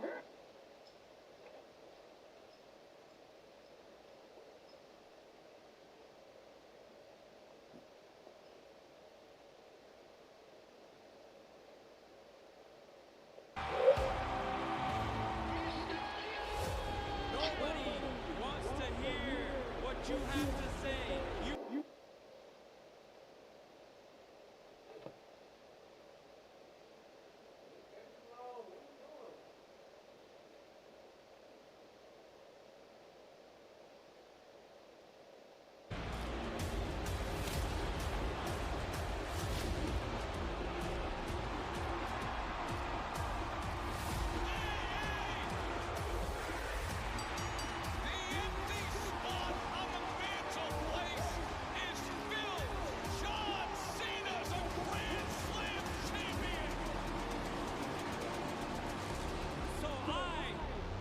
Rematch for my Intercontinental Championship. You had your hometown on your side, so now Survivor Series, San Diego, my home turf. If you got the guts, you will face me and take a chance at making history. John, I'm going to put an end to this retirement.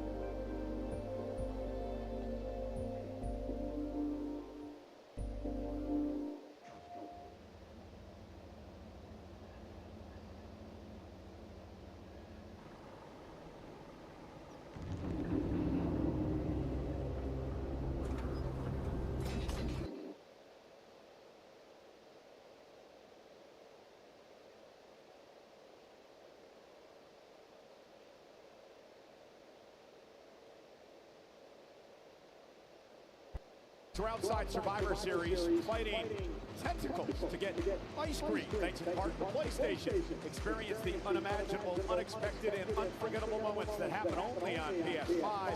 It happens on PS5.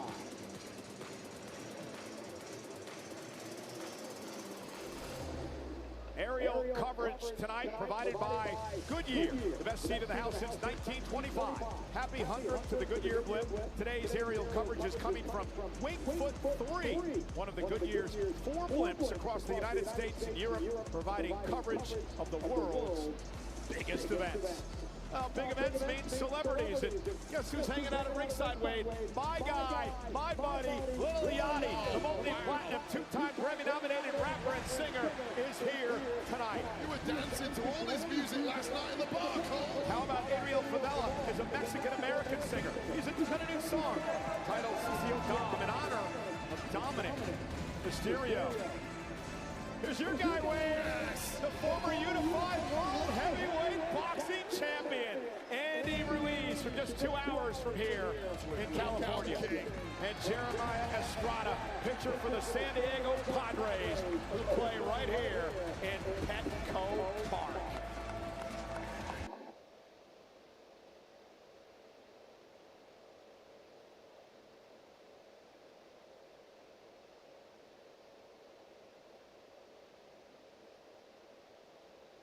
While serving a mission that matters. Find your career with Impact at airforce.com. Want to invite everybody to join us on the ESPN app immediately following the main event here tonight for the Survivor Series War Games post-show. The great Joe Test and Company will break down Survivor Series tonight immediately following the main event. And WWE fans, Jack Pocket is giving new customers who opt in a free lottery ticket. That's right, get a free lottery ticket at Jack Pocket. Don't forget to use code SUPLEX.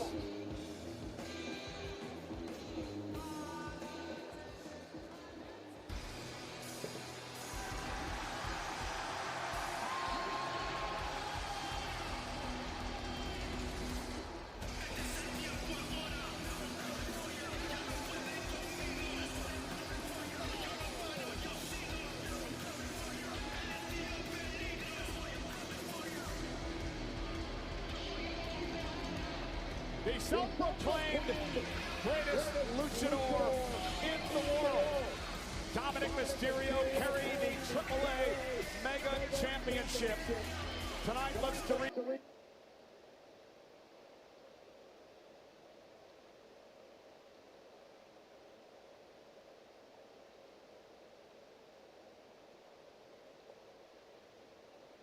if he's successful, but what a standing ovation. Doesn't always get that, but did get it tonight here in his hometown. The women focus, San Diego must love this kick.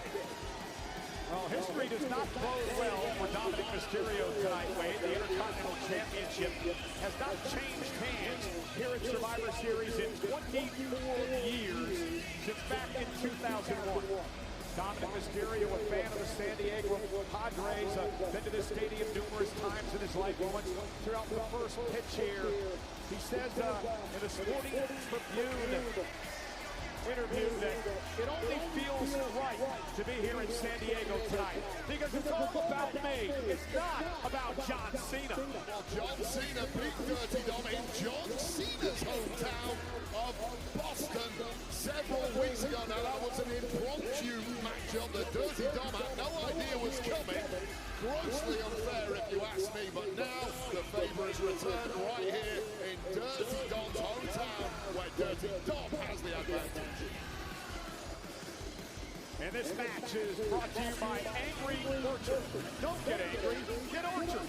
Please drink responsibly. Huge revenge match opportunity. This is for Dirty Dom, and add 10 more pounds back in his suitcase as he travels on around the world after tonight. Dominic Mysterio said, I haven't even peaked yet. No moment is too big for me. Simply undeniable. Dirty Dom just gets better week upon week, much to the chagrin of his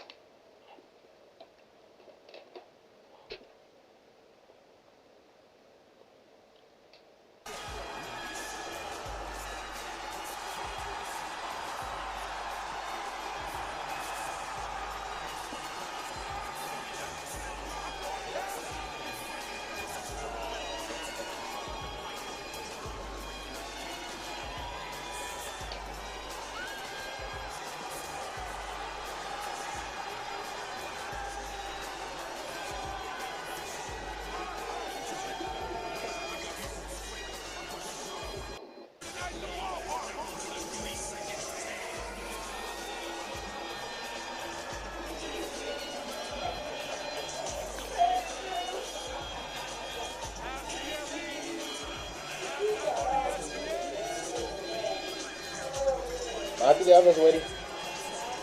Your oven's ready.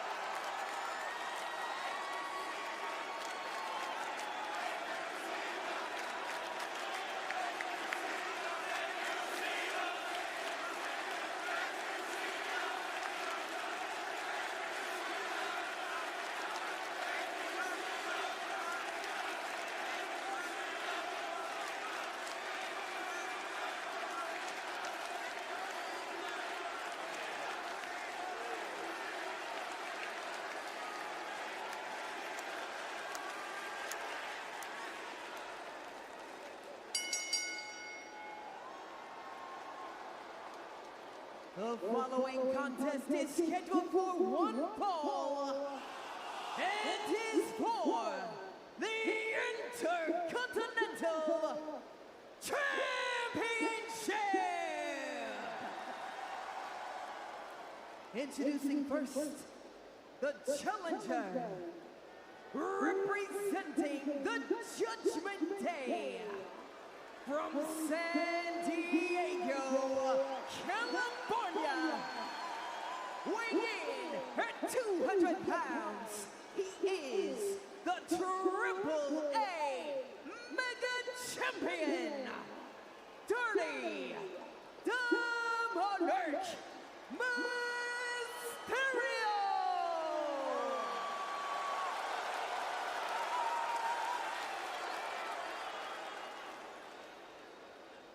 And his opponent,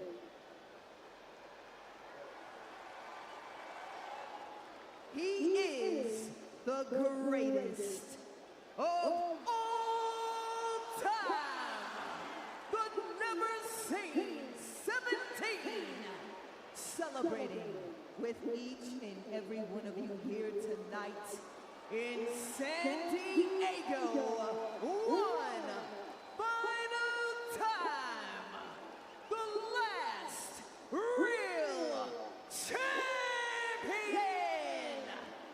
John Cena.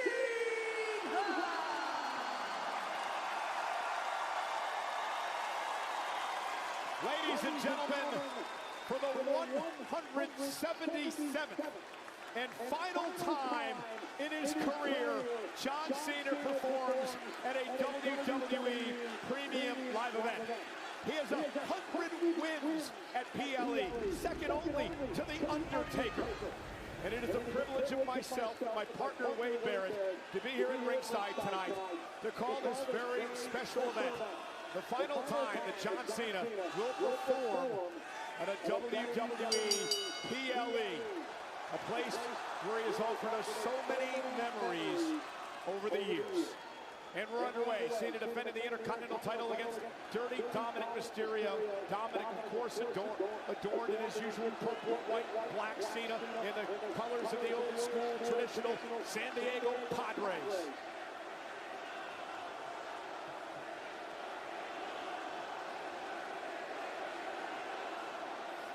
And Wade, it's going to be interesting to see how Dominic Mysterio responds. I mean, it's been an emotional week for him, performing here in his hometown of San Diego. And in a moment where the crowd is firmly behind Cena. I'll tell you right now, Dirty Dom has been highly agitated ever since losing the gold to John Cena a couple of weeks ago back on Raw in Boston. It was an impromptu match, and Dirty Dom historically has been at his best when he's able to game plan, to concoct a devious methodology to steer himself to victory, like we just saw there.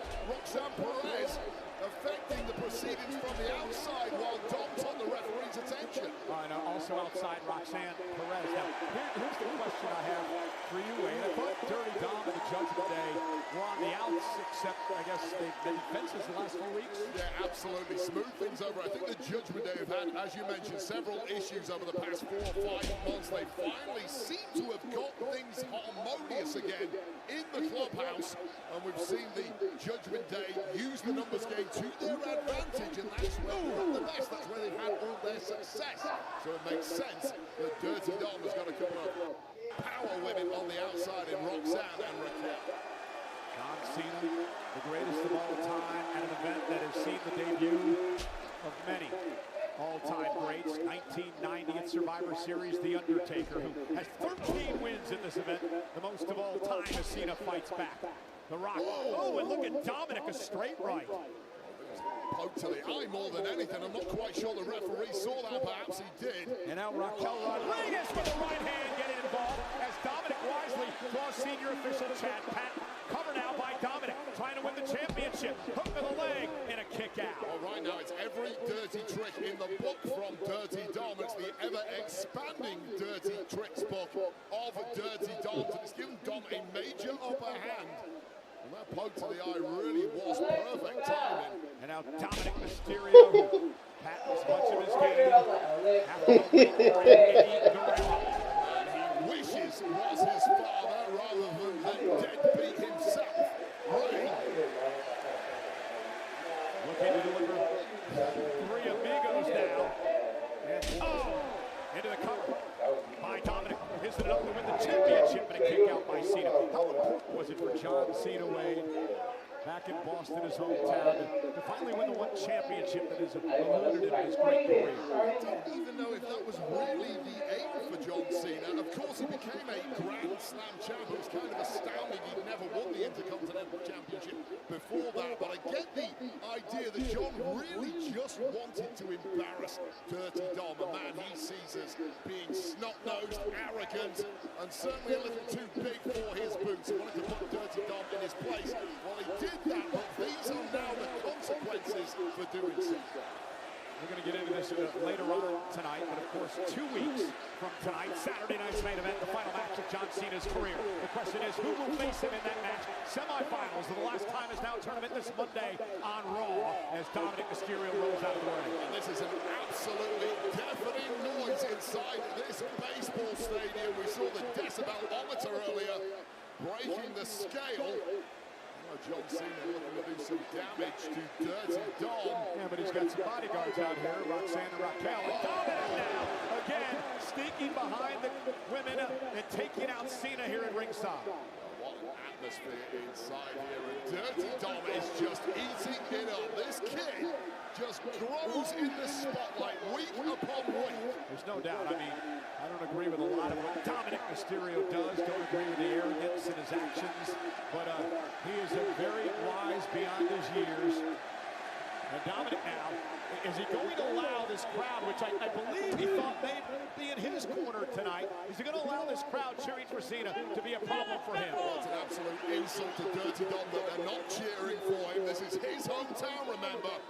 He's the man who should be making this town proud. And now bouncing Cena off the ring, and now bounced off the announce table. Dom's got to be careful. Count out does nothing for him and his legacy. Keeping a very close eye on the referee. However, the referee's a long way away with that additional ring for the War Games matches. Of course, that extra ring is not legal here today. Well, Dom's got to stop worrying about the crowd being all over him tonight. He's got to refocus on Cena, because Cena will find that opening and make Dom pay. That Saturday night's main event match that's coming up, the final match for John Cena. Big question on if that is going to be for the Intercontinental Championship. He's gone apparently now looking to showboat a little, maybe go high risk. And now for Hurricane Rana. I think, wait a minute. Oh, nasty landing there.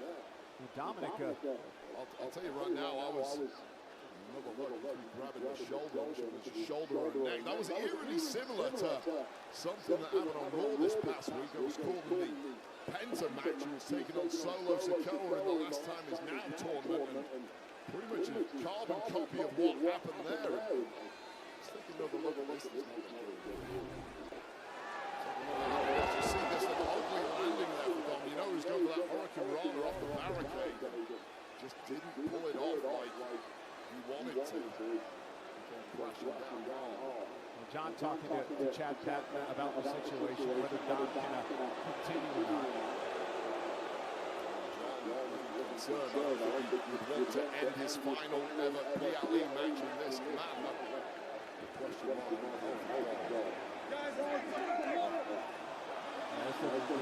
The official call from the medics to come out here and check on Dom. Never want to see anyone injured, especially in a moment like this. Some of the toughest dirty Dom teams that he brings on his face. That's everything. Take another look.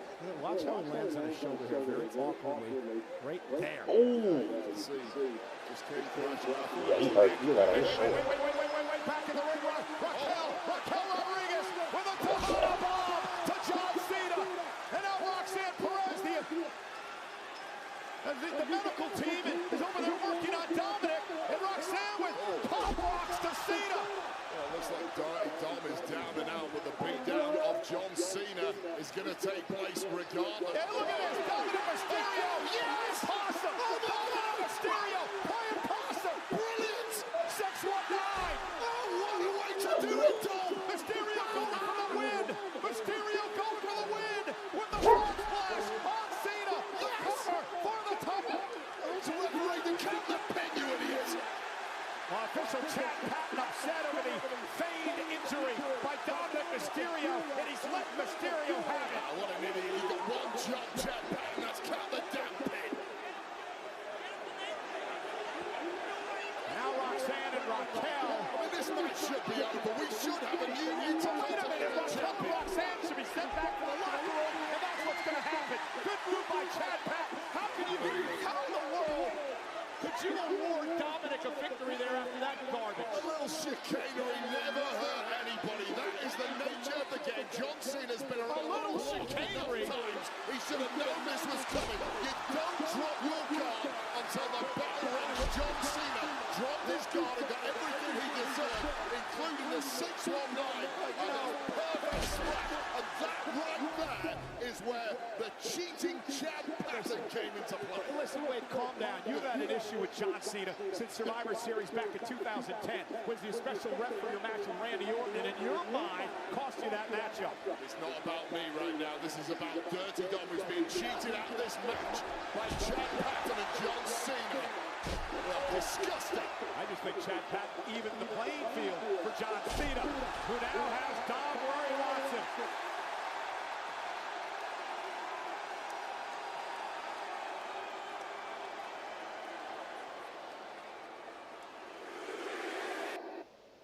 Final time at a PLE with a 5-knuckle shuffle.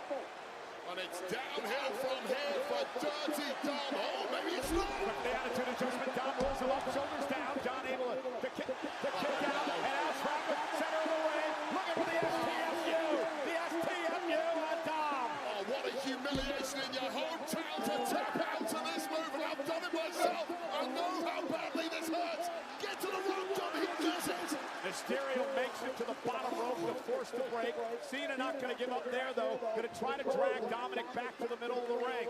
Tug of war, this is clinging on for dear life as Dirty Dom is now going not again. to the boots. More garbage being pulled by Dominic as he unzips his boot. John Cena, though. And, nice. Making him pay. Dominic Mysterio. Another wise move by Dirty Dom. Hits the 619 again. Dom, who bootless on his left foot, gonna deliver a frog splash. Now Cena, cover for the championship. John kicks out. What a roller coaster we have been on the past 3 or 4 minutes of this matchup. I thought Dom had won it, then he lost it, then he won it again. I have no idea where this one is going to swing next. Over 45,000 looking on tonight. John Cena's farewell to WWE Premium Live Events. After tonight, one match remains. Saturday night's main event, 2 weeks from tonight in the legendary career of Cena. Who now has Dom on his shoulders for an attitude adjustment. Cover by Cena for the win. Dom gets the shoulder off. Oh, wow. Respect to Dirty Dom Mysterio. Digging deeper than he's ever had to before. And this is just a kill shot on John Cena. The perfect attitude adjustment. A tightly hung pin. But Dirty Dom, he's not going to be denied tonight. Not when it's his Intercontinental Championship in his hometown.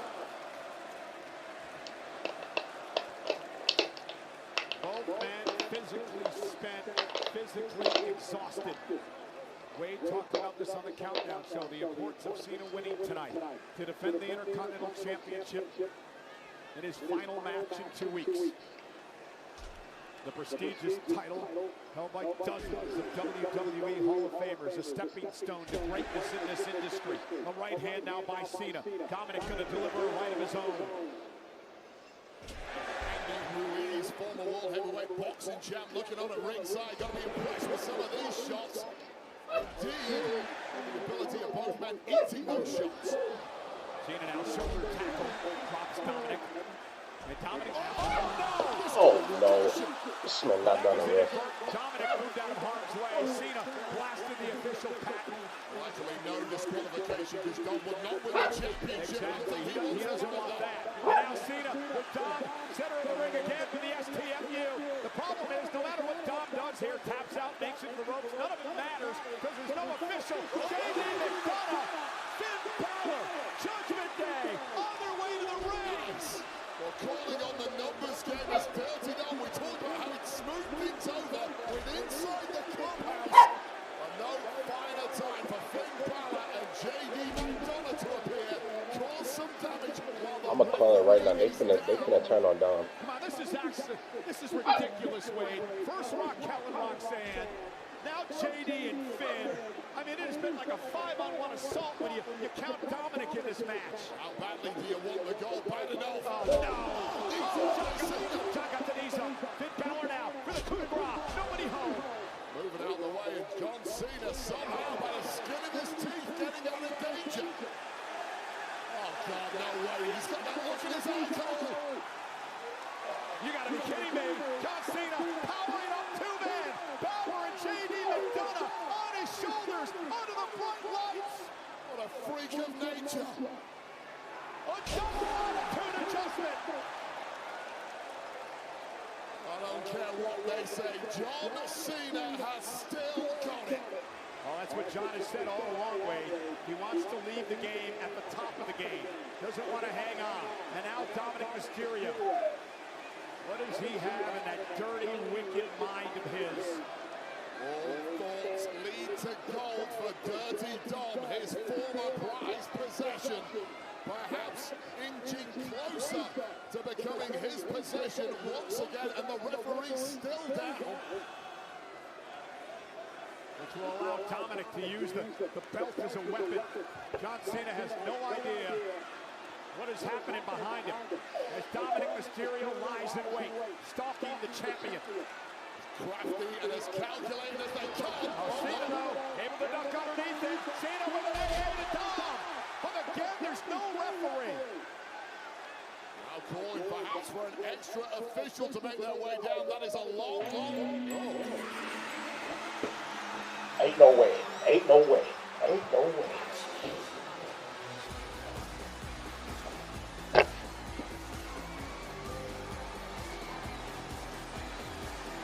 Holy!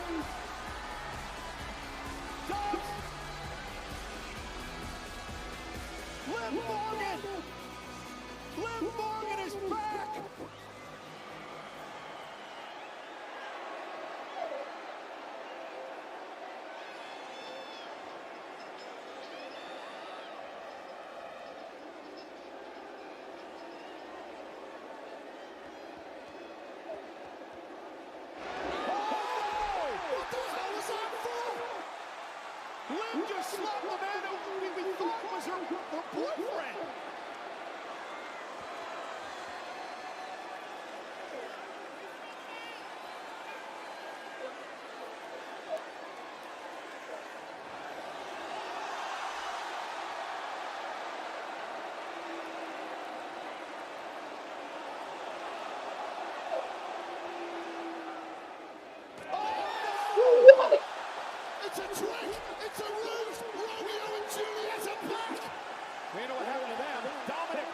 619, championship on the face by Morgan. Dirty Dom up to the top rope with a fall splash.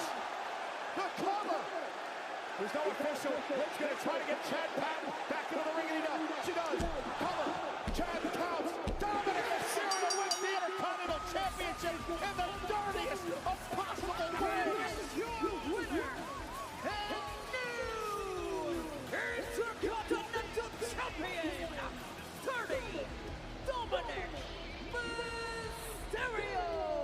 Oh man, flaunt the rules, befuddle opponents, win the match, take the gold, and get the girl. Life does not get any better than that, Dirty Dom. Congratulations.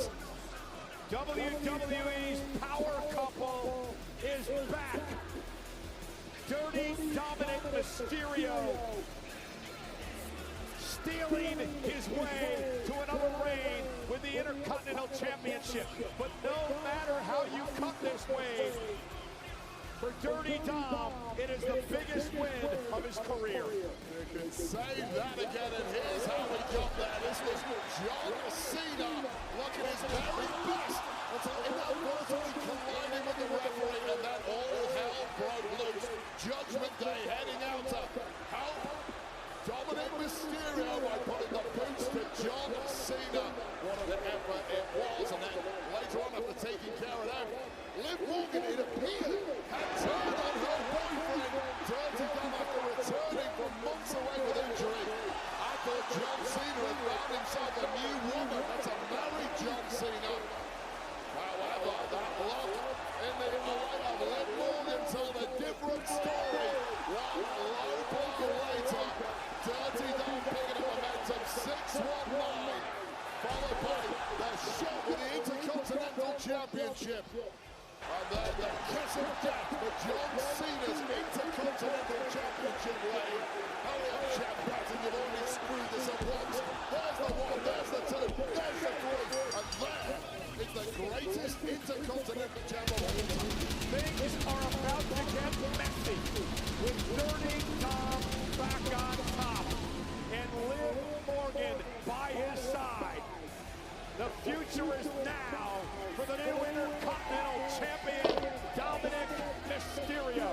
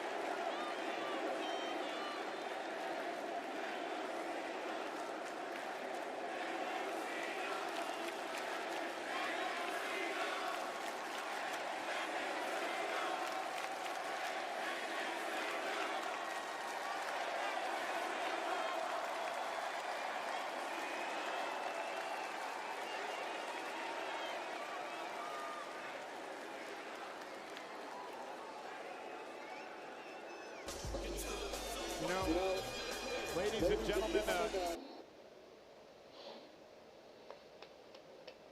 no matter what you're feeling right now, is John Cena legs their premium live event for the very final time in his career. Imagine what you're going to feel 2 weeks from tonight. It is an end of an era, an end to dominance, because there's one more match remaining in the GOAT's legendary. 1 week from tonight, the last time will indeed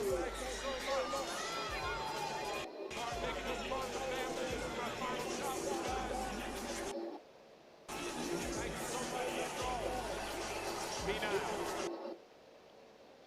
Saturday night's main event. The Goats. Hey. Last round.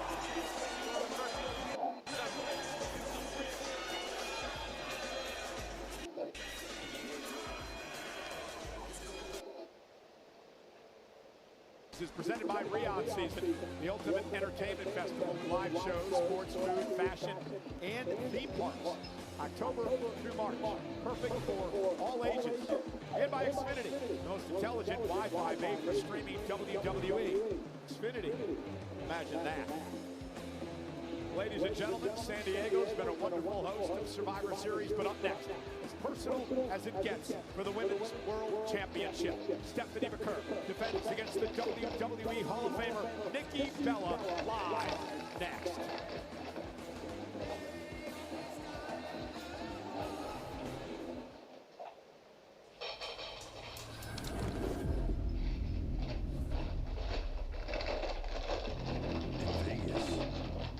Everything's a game. Some nights, it's played without cards or dice. Just tension.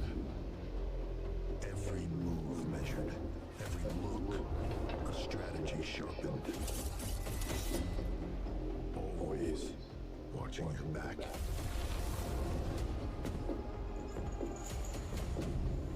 Prepared for anything. Never knowing who the real threat is.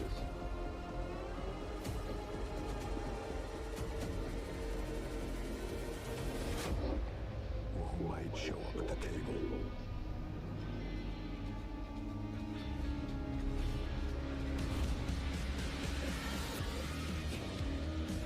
WrestleMania Vegas. It's anyone's game.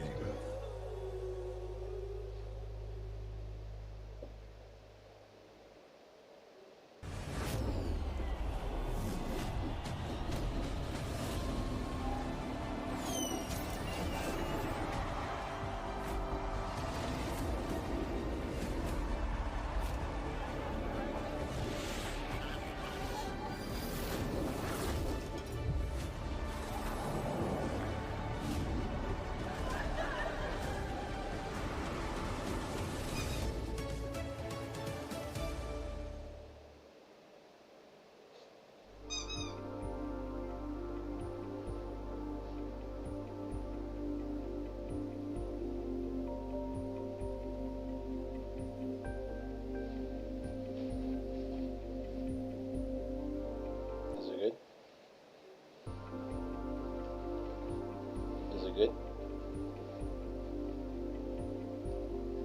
Is it good?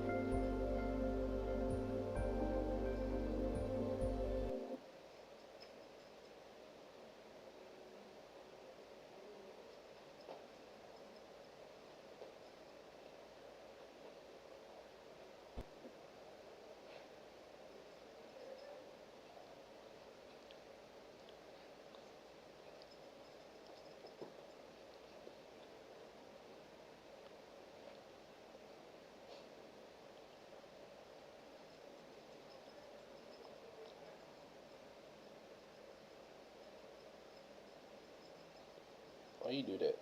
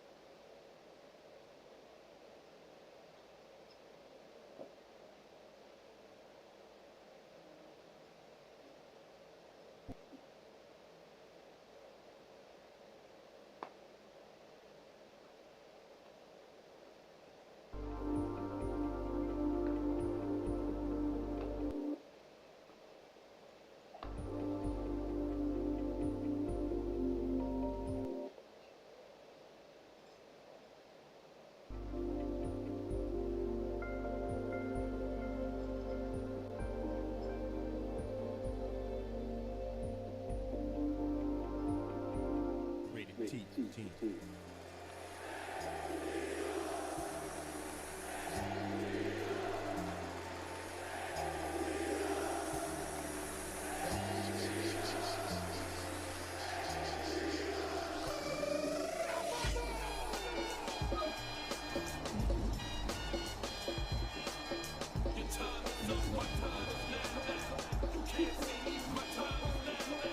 Back with the looking at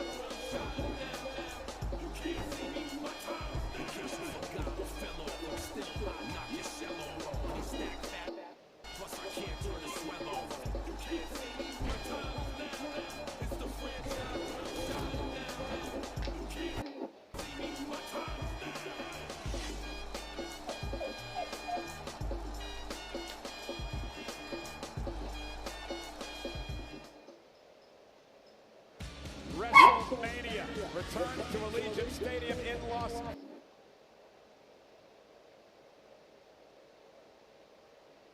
Vegas on Saturday, April 18th and Sunday, April 19th.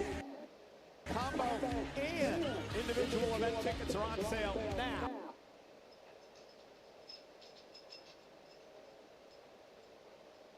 Back in 1984, the LJN Superstar figures, they are back, starring the legendary Hulk Hogan, John Cena, Dusty Rhodes, and Logan Paul, and they're back in stores exclusively at Target.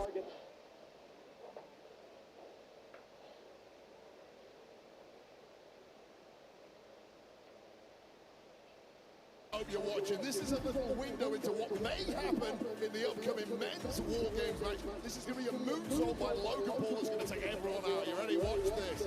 3, 2, 1. Oh my goodness.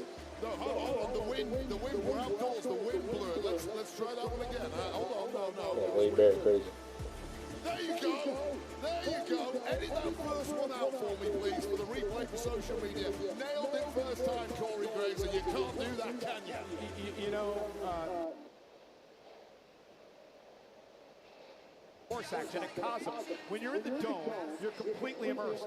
Feels like you're ringside. Redefining the fan experience, reimagining how you share it with others. You have to see it for yourself. And you know what you're listening to, Wade. It is War Pigs, an official theme song for Survivor Series. Please consider purchasing the Judas Priest and Ozzy Osbourne version of the song, as all profits from its sales will be donated to the Glenn Tipton Parkinson's Foundation and Cure Parkinson's. You know, Survivor Series, you'll like this, Wade, is brought to you by Mad Dog by MD 2020. Flavor that hits hard. Fit it in your alcohol retailer near you. Mad Dogs and Englishmen, they go together well, don't they, Michael Cole? Well, they will do it well later tonight. Oh, it's Americans, too.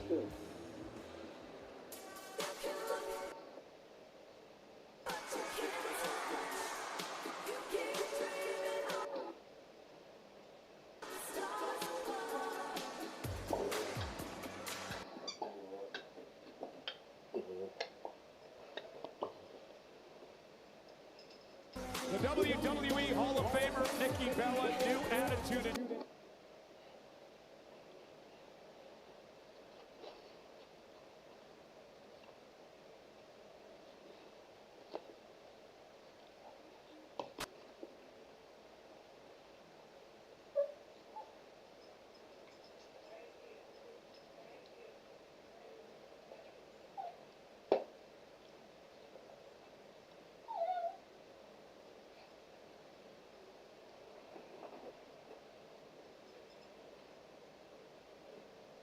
She completely dominated competition. That was never going to win.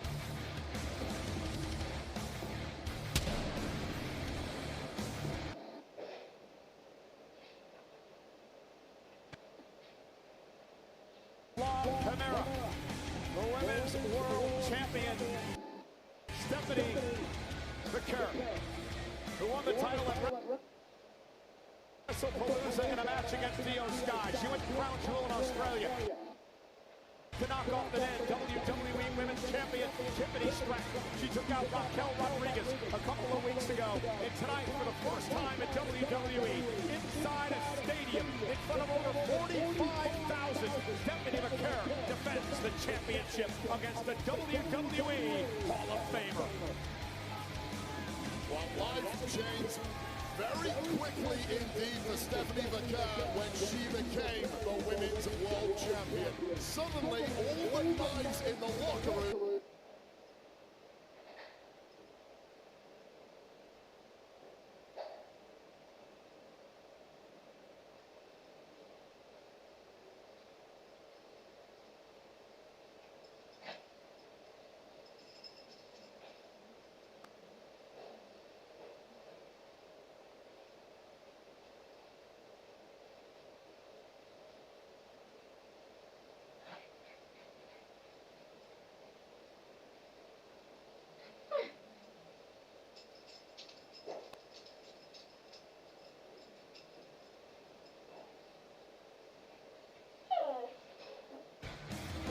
Set up to the ring, the great Alicia Taylor.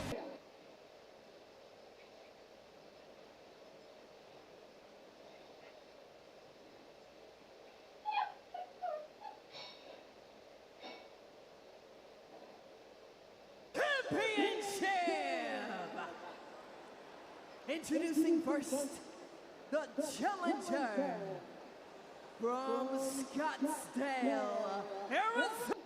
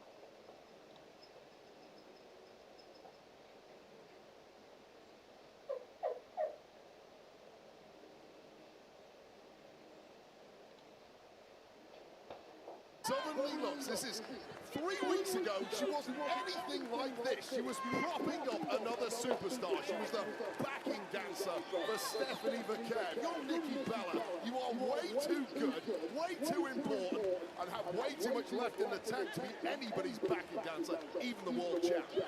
Oh, and now Nikki slamming Stephanie Vaquer in the center of the ring.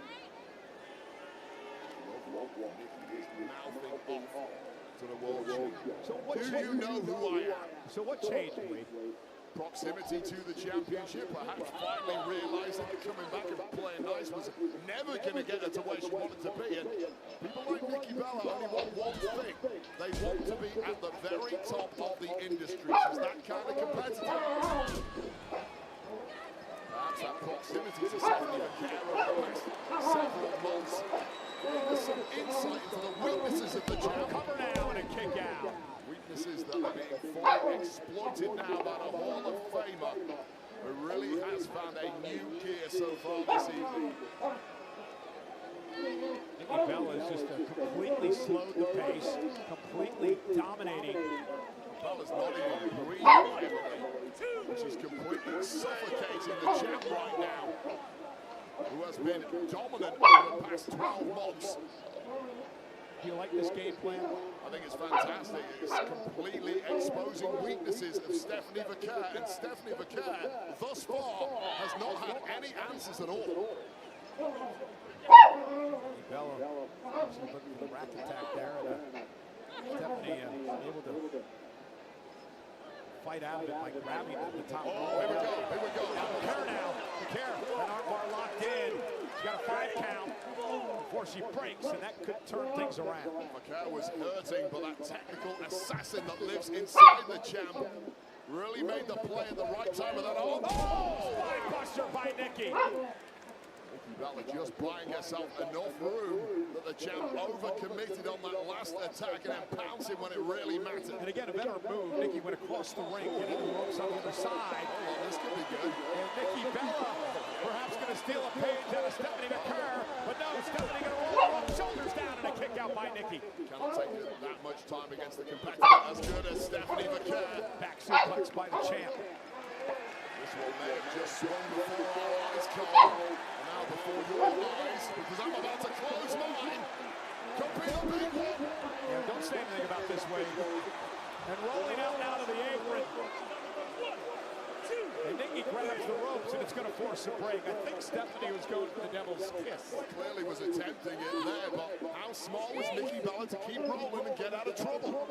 Well, there's new trouble on the horizon. No, there's not. Nice again from Bella. Great counter by Nikki. She doesn't like it. I think she was going for it. Oh, really? Oh, big kick by Stephanie, and both women are down, center of the ring. And that shows you the issue with diverting your attention even momentarily to anything but your opponent at the very top level. When gold is on the line, world championship match, you have to keep your focus locked on one person, the person you are trying to dethrone. Stephanie with a headbutt. Aggressiveness of both women here in this championship match tonight. This is where it goes down dirty and gritty. This is where champions come out to play. Big headbutt by Stephanie. On a clothesline by the champ. And the cover now trying to pick up the pace. Well, rode out a massive storm from Nikki Bella, and now has transformed this matchup with a volley of offense. Snap suplex by the champ. Roll up now on Nikki. What a pin and a kick out at 2. So close. Fantastic pin there from Vaquer. All of that weight stacked high on the shoulders of Nikki Bella, and Nikki Bella was completely transformed from the woman we saw just a couple of minutes ago. Now clinging on in this match. Into the corner, runs into a boot by Nikki. Pulled up just in time. Yeah. Nikki caught by Stephanie. There's that dragon screw. Oh, that is a ligament shredder right there. Major damage caused to that knee of Nikki Bella. Well, there's about to be some more damage done, I believe. Looking for the SVP. The Stephanie Vaquer bomb. The knee right to the spine. Is it enough to put her away? And a kick out by Nikki. Nikki Bella was never going to give up easily in this kind of match, but that was a hard landing for Bella on the back of that surgically repaired neck of hers. Now Bella is starting to struggle. An incredible scene tonight. Over 45,000 in Survivor Series. Nikki Bella trying to wrestle.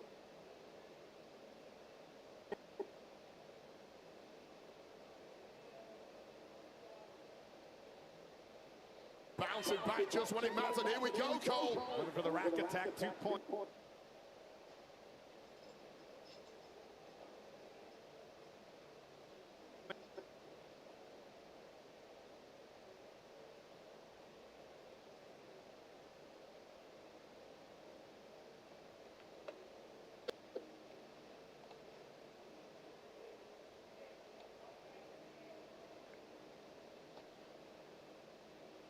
Was going for that corkscrew splash that's put away a number of opponents. And oh, Nikki launching herself with a kick off the second rope.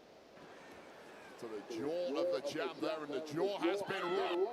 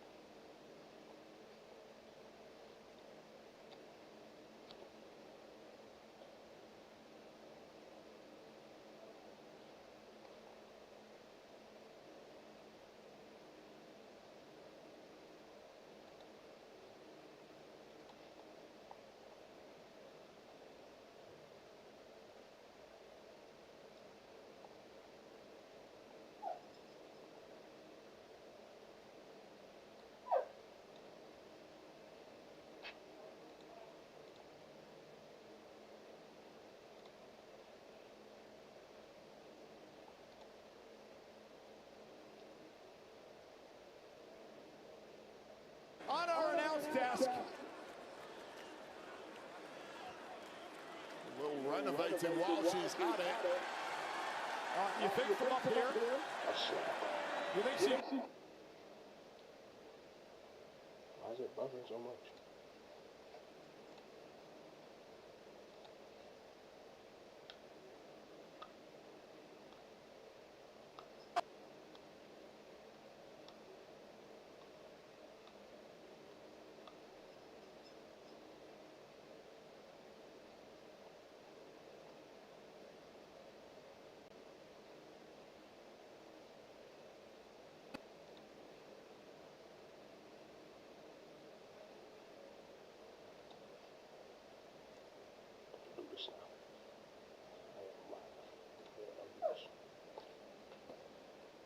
What? Oh.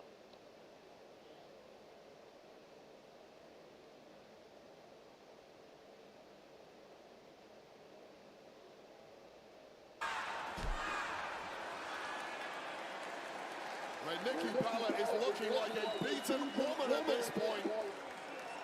But can Vaquer finish the job and secure the gold in what will be yet another incredible defense? Stephanie, top rope. Corkscrew splash. Stephanie retains. Here is your winner, and still the Women's World Champion, Stephanie Vaquer. Well, that was an epic performance from the Hall of Famer, Nikki Bella, but it really all turned with that devil's kiss on our announce table, and Stephanie Vaquer simply did not look back. Another test passed by the champ.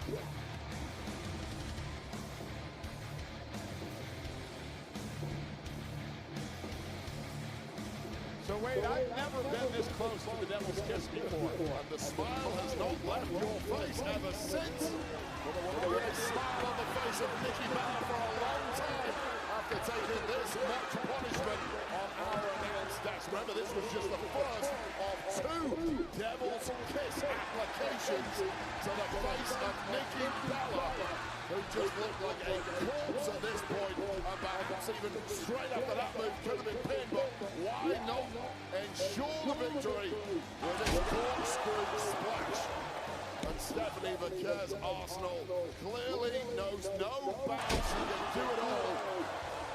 Hard-hitting, technical, high-flying, the sky's the limit for the women's world champ, Stephanie Vaquer. Another notch in her belt.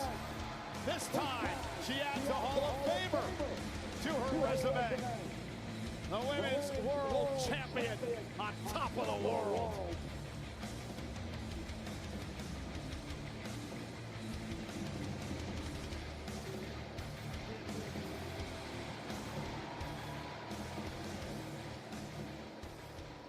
Hey man, are you okay? Is everything alright? He's moaning again. It's been non-stop lately. Yes, I'm grieving.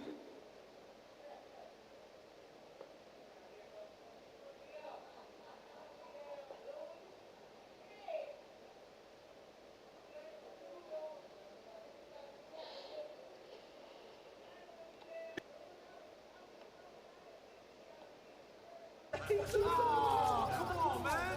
Yeah, why you feel that way? Hey, no wonder you're on top. You're Grayson Wall in your dick, lad. Super Showdown Ode is live in WWE Supercard. Available now. And thank God for that.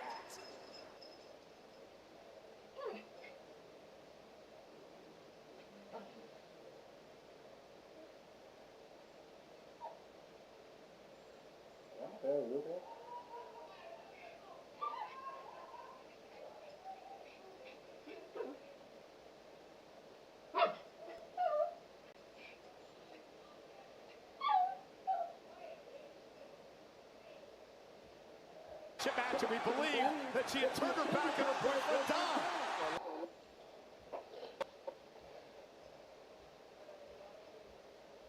Great chicanery and a major lock.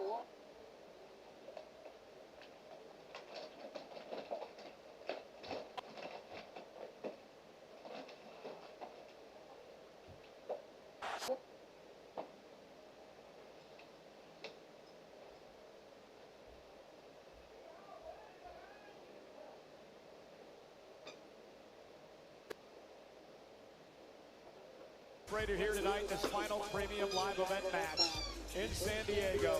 Has one more match remaining, but who will he face 2 weeks from tonight at Saturday night's main event? The last time is now tournament Wade heads to Monday Night Raw in the semifinals. Yeah, cannot wait for this. Jey Uso, the main event man himself, taking on the...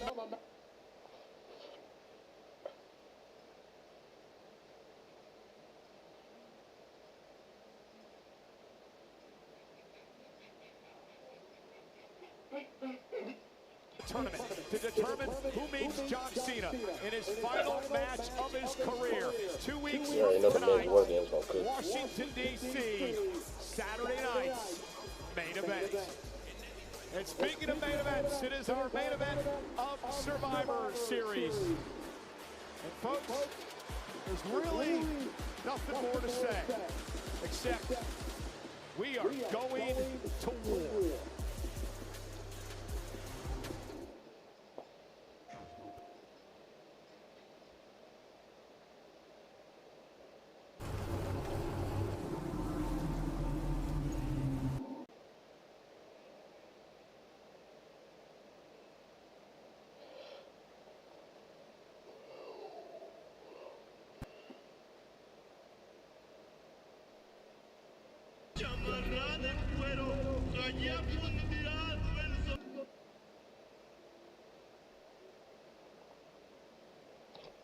I love you too.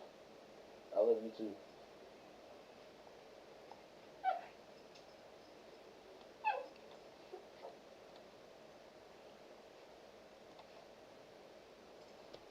I love you too.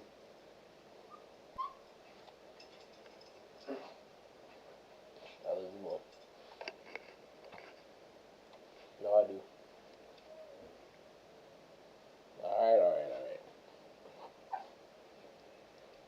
win. You win.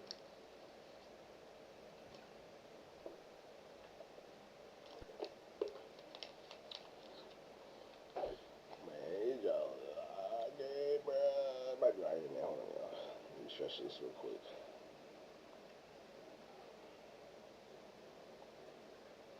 Oh my God, it's not up here. You can't watch it, y'all.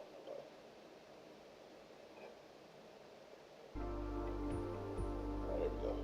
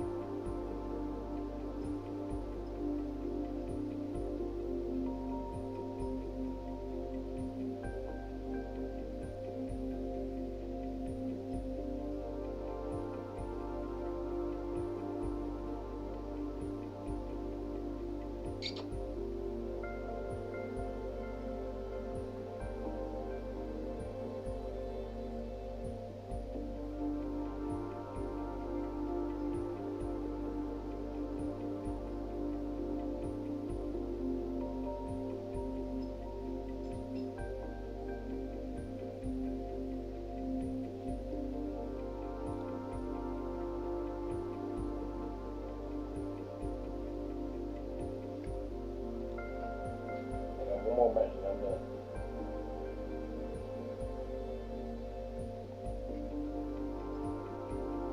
Yeah, one more match and I'm done.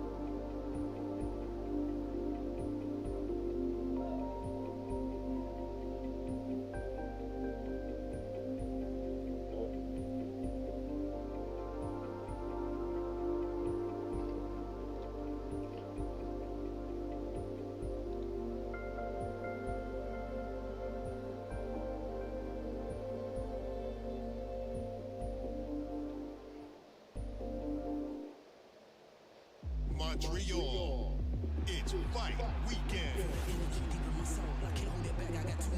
Friday Night SmackDown throws the first punch. You want it, you got it. Then, welcome to Saturday Night's Main Of course, they're Event. going in that main event goes for the knockout. WWE hits back-to-back nights at the Bell Center. All action, all weekend. Individual event tickets on sale Friday. Aerial coverage provided by Goodyear, celebrating 100 years of American icon, the Goodyear blimp. Beautiful shots of downtown San Diego. Beautiful Petco Park, home of the Padres. One of the most incredible venues I've ever witnessed here in WWE. And a bunch of celebrities here tonight at the 39th Annual Survivor Series War Games as we prepare for our main event.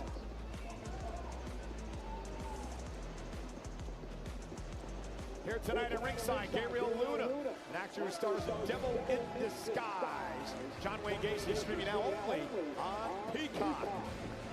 Wonderful rendition of the national anthem as we kicked off the show tonight. Cassie B, San Diego native recording artist and a huge WWE fan. J.O.P., the lead singer and frontman of the regional Mexican band. Regina is here tonight. And there she is. Topanga's here. Danielle Fisher. Massive WWE fan. Dreams come true in unexpected ways. And for two lucky fans, their night is about to change thanks to Xfinity. This was earlier today. This fan had no idea this was coming.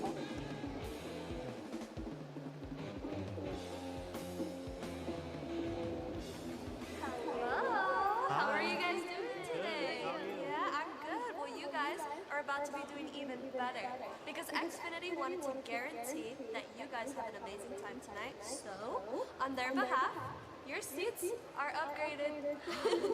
You kidding me? Yeah, you guys ready? Yes. Yeah? Okay, let's get a picture. All right. Well, as Roxanne said, tonight's surprise seat upgrade is brought to you by Xfinity, bringing fans closer to the action like that young man and woman here at Survivor Series.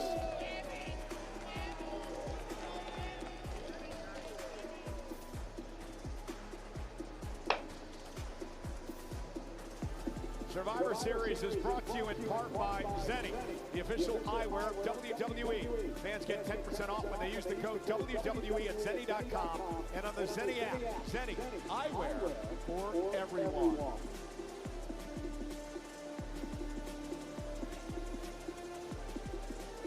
Ladies and gentlemen, we are proud to announce that tonight here at Petco Park, we have set a new Survivor. What? Get my internet up.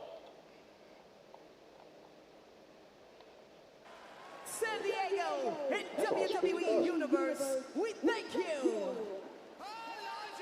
I'll tell you, Wade, pretty incredible. 46,016 here tonight.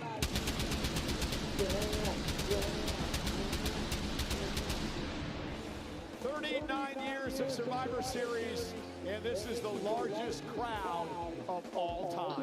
Yeah, and judging by that decibel-ometer we saw, they've also been the loudest Survivor Series crowd of all time. Please turn the mics down. My headset is killing me right now. Well, you know, we got our main event coming up, and immediately following the main event, I want to invite you to join Joe Tess for the post-show, available, of course, on the ESPN app. Also, the Survivor Series recap comes your way tomorrow morning, wherever you get your podcast. Megan Morant, Sam Roberts will break everything down. Wade, you ready to go to war? I'm ready to watch other people go to war. Come on, let's not get crazy.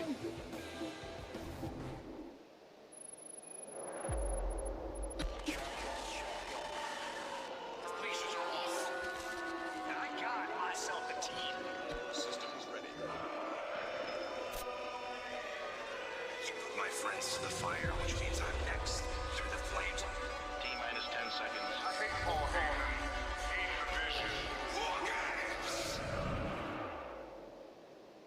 Proceed with extreme caution.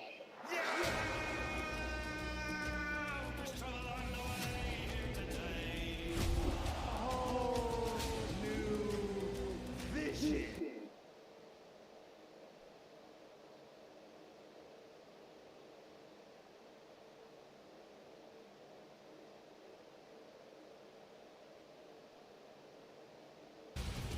McIntyre is suspended. I'm allowed to take any talent under WWE contract.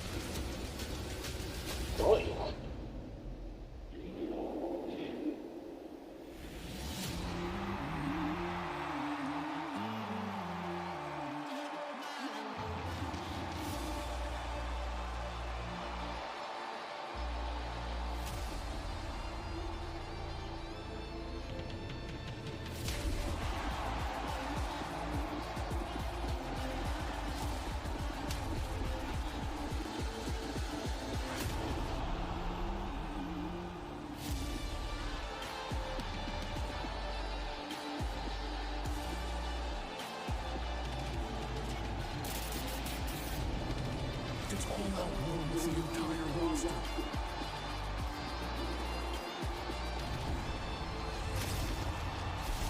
One of the most star-studded War Games matches in history.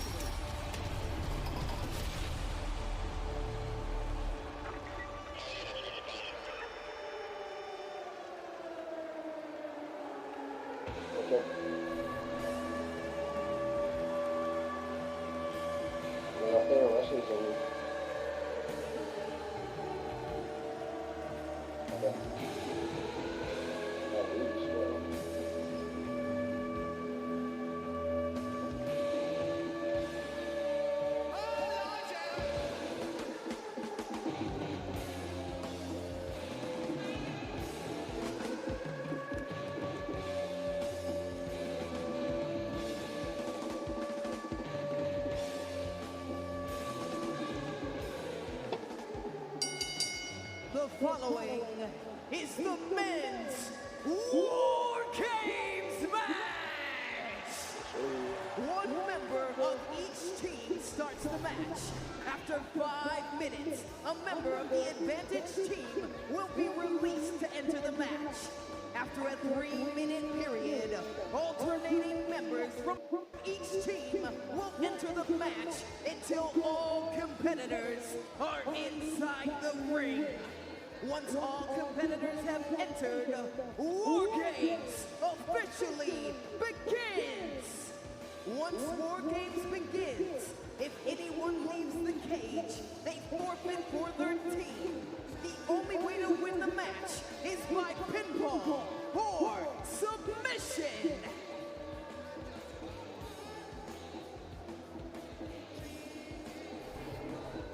This is a WWE All-Star Game tonight.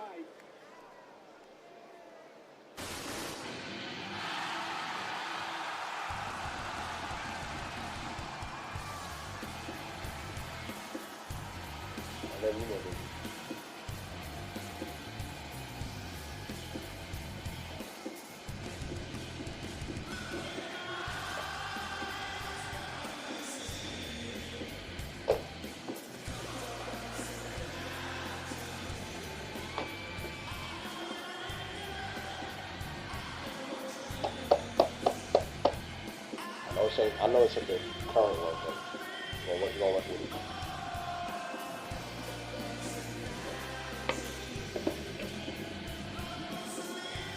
Oh, it's cool.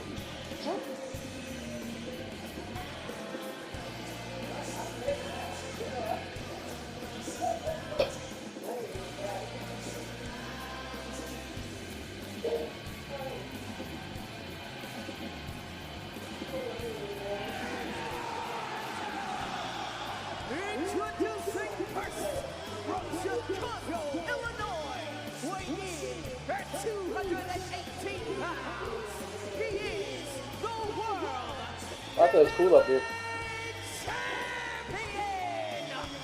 champion, CM Yes. It has been quite Yes. the historic past 2 years in Survivor Series for this man. Back in 2023, made his return to WWE after a decade. And then last year, remember Wade, he entered War Games for the first time in his career, doing a favor for Roman Reigns to help that match and help him win. Once again, CM Punk, an absolute legend in this industry, the World Heavyweight Champ, leading the charge from the very front.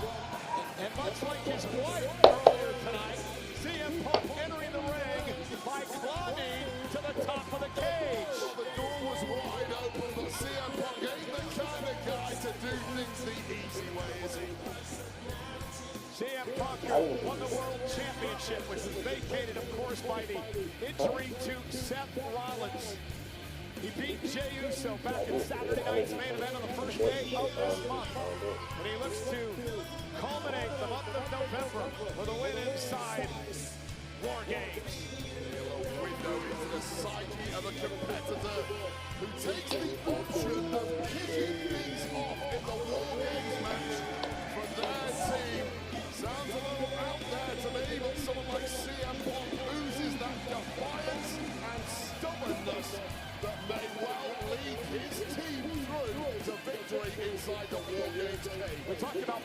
history inside War Games. Back in 2011, he beat Alberto Del Rio to win a world championship. In 2012, he beat John Cena and Ryback. That was the night that the Shield, Roman Reigns, Dean Ambrose, Seth Rollins would make their emergence, would make their debut here in WWE at Survivor Series.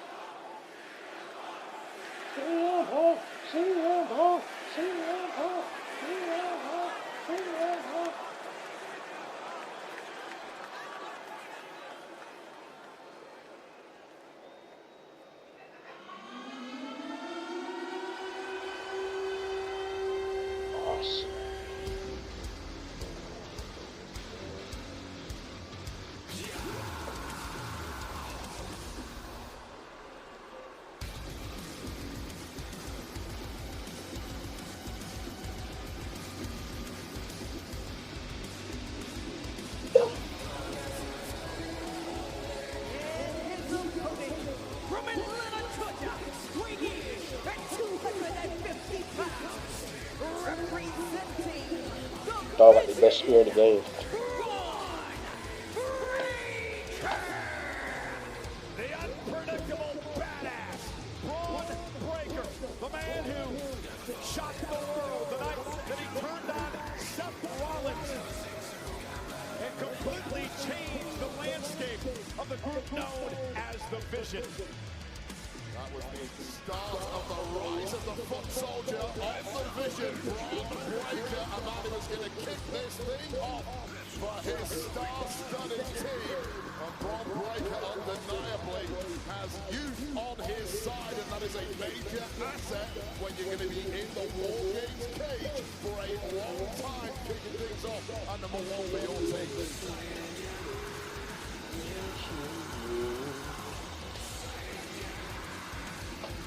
And our main event tonight is presented by Seagram's Escape Slice.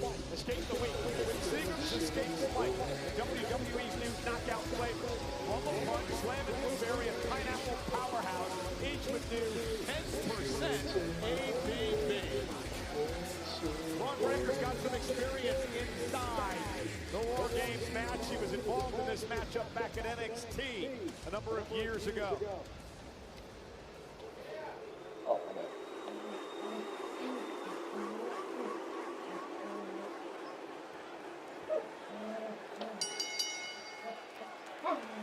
Current world champion, and the man who many believe is the future of the company, Paul Heyman, calls him a future main event WrestleMania performer. Braun Breaker.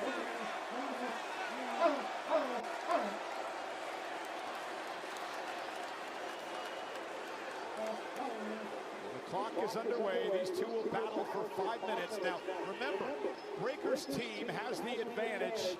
So the next man enter be from Breaker's team because Drew McIntyre and Logan Paul knocked off the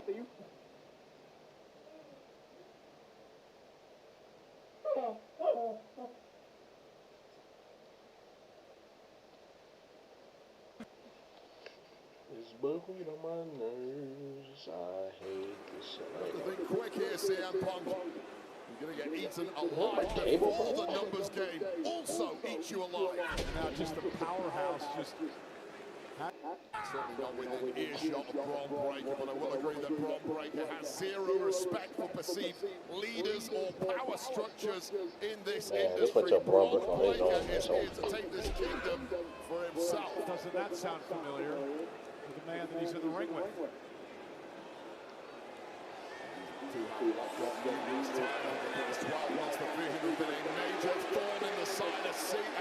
Come on. Look at that Breaker now. Slamming. No pinfalls here. This is just about beatdowns. War game match doesn't officially begin to all 10 Man, this man know what title is, bro. Every time I look at this explosive human being that is Braun Breaker. And Punk could be looking at a future contender for his championship. I know And Breaker with who much speed runs into that heel Man, kick Breaker, by man. Punk. Oh my God, we're talking about power from Breaker, but that was all technique and timing from CM Punk. That was superb, and it needed to be to stop Breaker in his tracks. Breaker preventing himself from being tossed into the cage, and now CM Punk blocks as well. I'll tell you right now, we've seen CM Punk time and time again take on big bad bullies in this game, including the likes of Gunther, who can forget that matchup that they had at SummerSlam this year, and Punk got beaten down for about 90% of the match, but still managed to win over. Military pressing CM Punk with ease, but Punk able to slide behind and now deliver a kick to the hamstring. Great strategy by Punk. Take the power base away from Breaker. Right, you gotta hit a move if you see CM Punk. Don't get too close to Braun Breaker for too long. You simply cannot win the power game. Yeah, Punk needs to create space between him and Breaker. Off the axe handle, Punk going to go up to the top rope in the other corner. How smart a CM Punk been. It just shows exactly the kind of experience that's made him a multiple-time world champ, including right now. Oh, God, Look at that, though. Breaker just picking Punk out of the air and just tossing him with ease. Throughout CM Punk's career, despite that litany of competitors he's been in the ring with, he's never met anyone quite like Braun Breaker. Braun Breaker just redefining the game before our eyes. I mean, Breaker's got everything, right? No doubt about it. He's got everything but a world championship, and I would not bet on him not changing that soon. Well, CM Punk's not going to give that title away easily. Everything he went through to climb the mountain to finally win the championship, and another throw by Breaker. This is just pure dominance at this point. We've had the flurries from Punk. And Wade, the problem now for Punk is this. He's getting the hell beat out by Breaker. The next guy in the ring's on Breaker's team. Punk's going to face a 2-on-1 situation. I don't know how he's going to survive. Yeah, we're going to get the tenacity and the fortitude of CM Punk tested here. You really need to get the upper hand if you're CM Punk. Try and take Breaker down to give yourself some shot of when competitor 2 comes in. Because if it's 2-on-1 at that point, you may lose this thing for your team before it ever really gets going. Oh, Punk exploding.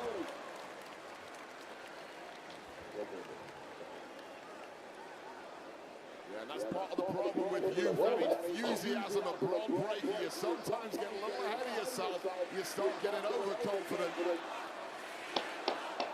Crowd now, 46,000 here in San Diego, trying to rally CM Punk. Well, they better start rallying him because Breaker's getting some help here in 10 seconds. 8, 7, 6, 5, 4, 3, 2,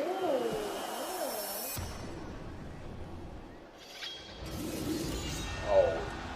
Oh, things just got real bad for CM Punk.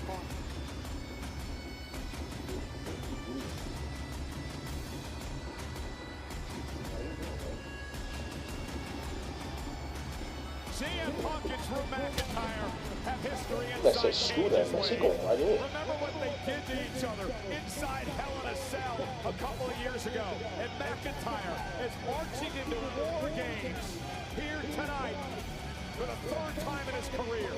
While Drew McIntyre and CM Punk was 2024's blood feud in WWE, and now boring a hole into CM Punk is 280 pounds of snarling anger and vitriol, who blames Punk in part for destroying his career over the past 2 or 4 years. McIntyre's pissed off at everybody in this match, right? Everybody on Punk's team has done something to derail Drew McIntyre and his championship aspirations.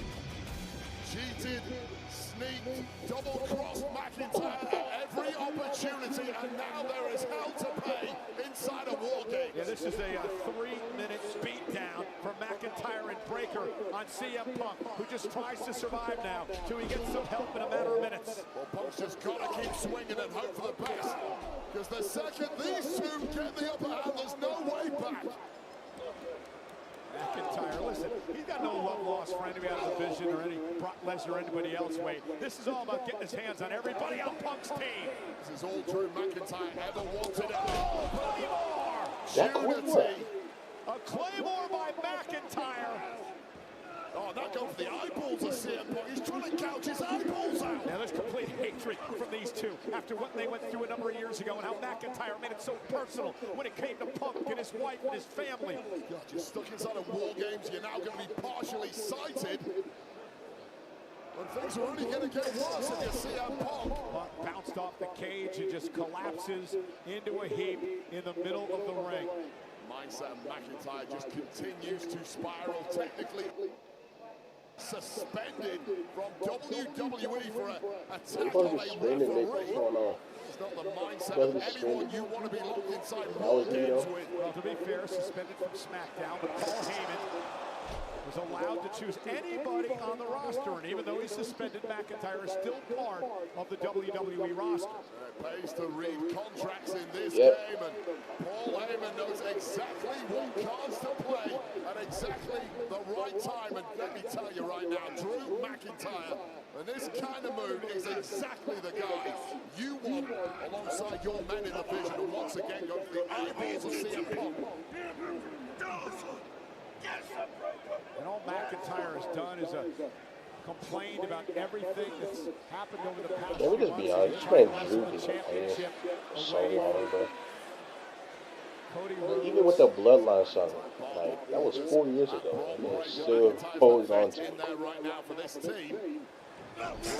Just be happy you are 3-time world champion, man. That's what I was saying. You had This it. is just smart work, smart cohesion by two men with a common enemy and a desire to survive this War Games match.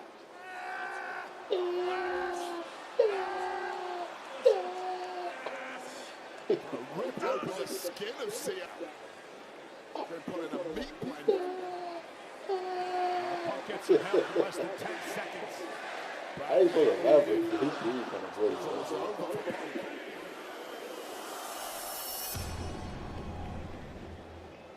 Oh, it's Cody.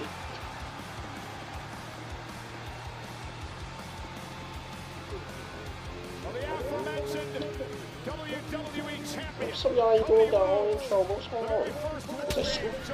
It's a screw that. That's going right in. The NWA battling in Omni in a That match belt too. by Cody Rhodes' father, the American Dream, Dusty Rhodes. And Cody Rhodes said this match is meant for him, but McIntyre doesn't want Rhodes in the ring. Better start climbing, Cody. Yeah, you better start climbing, boy. And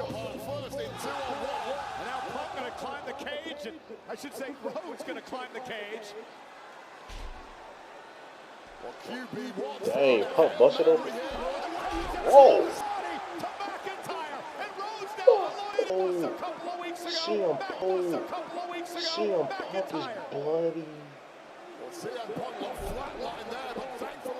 Cody Carter. Oh, come on.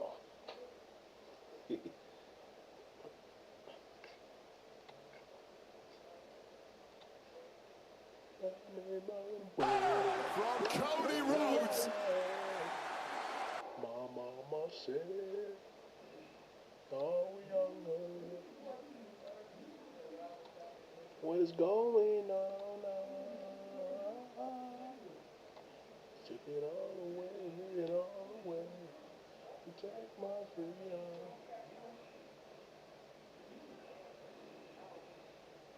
Alright now.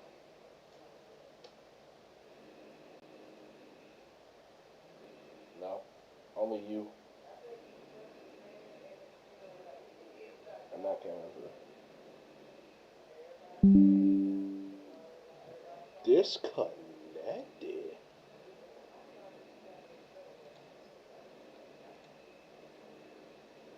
Yeah. Hey, hold up now. Hold up now. Let me make sure.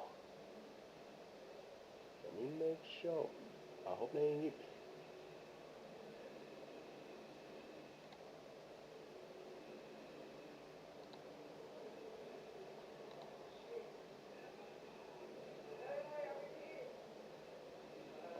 Okay, we good. my God. They got me at first. His attack to McIntyre. Punk back on his feet as well. Punk and Rhodes working well together after that early mishap. Sorry for the delay, y'all. That was as You back nasty though. as they come, but that man is double tough as the wall continues in here. Let's take another look at this. This was so ugly. Ron, you see, tries to rotate basically lads head first from an elevated height. Ron Breakker is a mess right now, but I'll tell you what, there's no quit whatsoever in any of these 10 men who are in this War Games match, least of all perhaps Braun Breaker. Wow. That Doomsday device was paying homage to you-know-who, the Road Warriors, who were in that first ever War Games matchup back in '87. Dusty and the Road Warriors and Paul Ellering knocking off 4 horsemen on that night. And then CM Punk with the elbow to the face. Tribute to the American Dream, Dusty Rhodes, Cody's dad, late great. Bionic elbow now just peppering McIntyre with those jabs. And now McIntyre and Breaker will have some help. And that with 3-on-2 advantage now. I'm worried about Braun Breaker, but Sanford back up. Boo. The doctor was just checking on Just Breaker. part-time out of here. Okay. Wish I should watch his old game. I should have better. The man who, teaming with Drew McIntyre, won the advantage for his team this past Monday night on Raw. The megastar, the Maverick, Logan Paul, marching to the ring here tonight. The man who has been given very little respect from the WWE Universe, but those with a keen eye for talent in this game understand that Logan Paul is the real deal. He had that speed of thought, clarity of mind that grabbed the advantage for his team. Logan Paul already paying dividends here in War Games. And now Logan Paul with a steel chair in hand. Just see Drew McIntyre again shouting the orders over to Logan Paul. Those two, of course, tagged together at SummerSlam successfully against the team of Jelly Roll and the Viper Randy Orton. Some real cohesion, real respect between these two. Straight back to business now with Logan Paul. Wow! Oh my goodness! Well, they don't like Y'all think Logan got potential to be a world champion? Because I kind of don't. and he has freak athletic ability for days. And he surprised everyone when he came out and joined forces with Bronson Reed and Braun Breaker on the Vision. And now Logan Paul, boxing background as well, unloading with the body shots to Cody Rhodes. Titanium reinforcement. Fists too. Straight to the midsection of Rhodes. Keep your eye on Cody here. That's scrambled to the top of the cage, and we are going to be juking it out at height. Rather you than me. Look at Cody Rhodes and Logan Paul, high above the War Games rings. 46,000 looking on.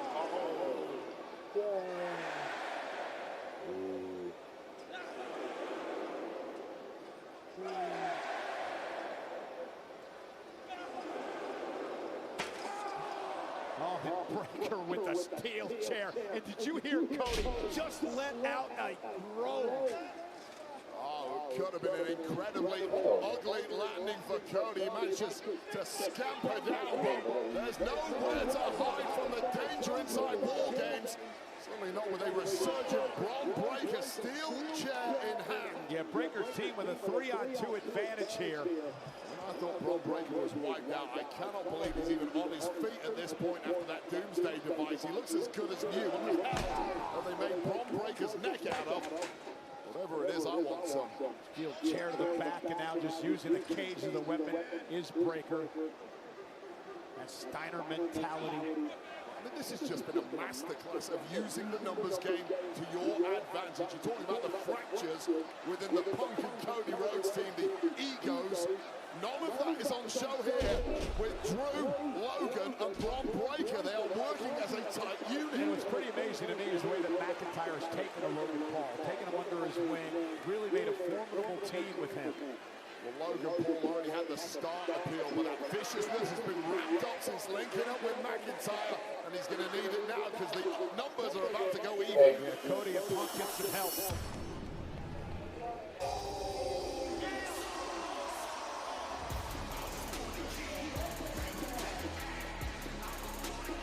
The in-time tag team champion, undefeated at 2-0 inside War Games. You know, in fact, no one on Cody Rhodes' team has ever lost in a War Games matchup. At times overlooked, at times underappreciated, but always uber-talented. Exactly the kind of man you want on your side inside a War Games. And then Big Jim. using the steel door, bounce off breaker, now hang McIntyre up, and Jimmy Uso. Gotta get the tables!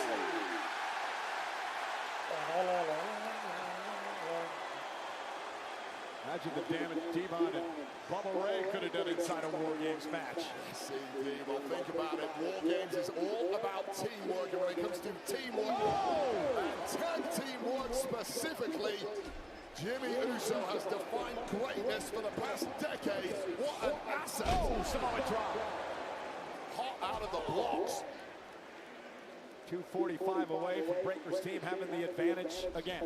Jimmy into the corner. Breaker's been in this from the word go, and he's been thrown around this ring with abandon, but look at that! Uso in the wind action, and it connects, taking two down. Oh, goodness. From out of nowhere, McIntyre wipes out Jimmy Uso. There is just one of the dangers within War Games. Drop your guard for a split second as a fresh opponent lying in wait. Why on earth would you ever want to be a part of this? I wouldn't. Let me make that clear. Don't get any ideas, management. Wade Barrett is firmly retired. Hell no. Even in my prime, I wouldn't want to be in War Games. That's for other people. People like Brock Breaker. Breaker about to break Jimmy in half with that clothesline. He's cut from a different cloth. Cold look in the eye of Brock Breaker, who causes devastation every single night in WWE.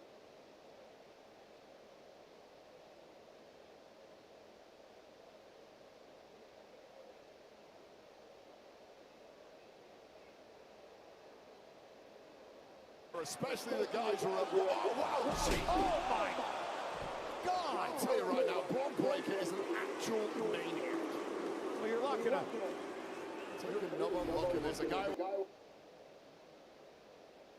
I thought was potentially paralyzed about 10 minutes ago, jumping up to the top rope. That Breakensteiner by Braun Breaker. And now Logan Paul and Breaker just taking out their competition here. Terrifying levels of physicality from Braun Breaker.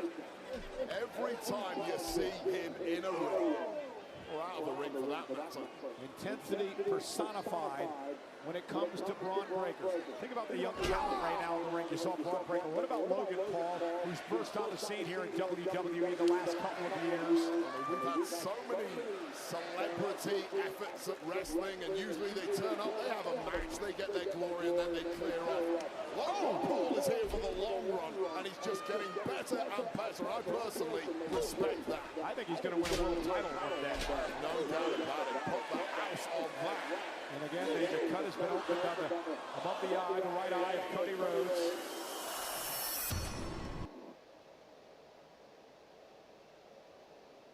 Part of the vision, the 330-pound Oscilla. Bronson Reed marches to the ring of man with some nightmares after what happened in War Games last year when he tried to deliver a tsunami off the top of the cage. He went through a table and then breaking his ankles.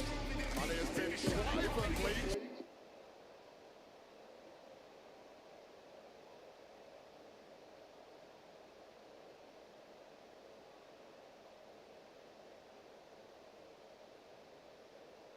Bronson Reed going up top. Oh, tsunami! And the match hasn't officially begun. Straight to CM Punk, and now Big Jim's going to get a dose too. Tidal wave incoming. Tsunami! Big Bronson Reed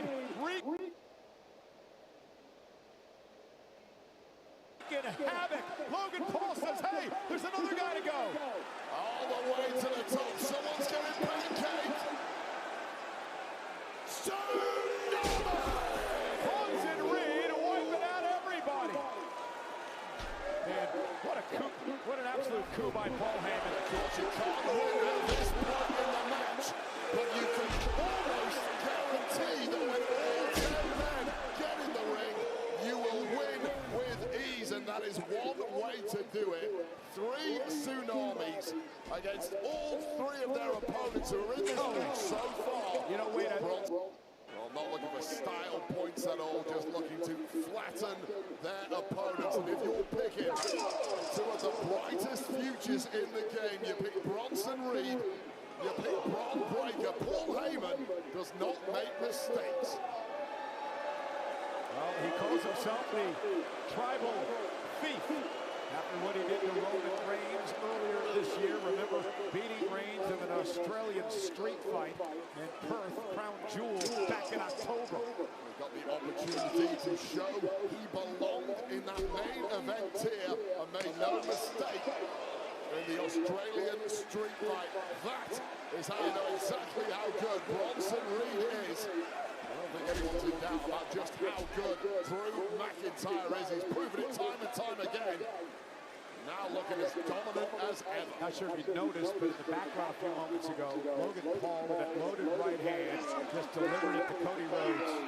And now looking for the DVD, the jagged edge, with Jimmy Uso able to survive. Throwing out those super kicks. We had a little party here in War Games before the match starts. But bouncing back is Bronson Reed. Yeah, Bronson and Braun just stopping everybody in their tracks. We've got some tag team cohesion in there between division. These guys have looked unstoppable since linking up under the tutelage of Paul Heyman. Front throw aggression. Yeah, finally some help for Cody and company. Oh, goodness. Looking at what we're seeing in the... I'm back.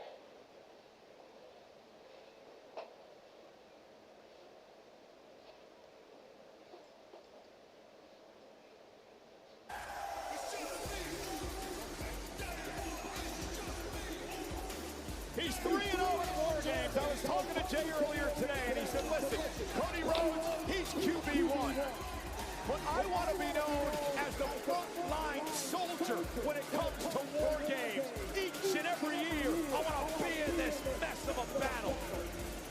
Well, he must have a screw loose, because if I ever got in there once, I would never want to taste this ever again.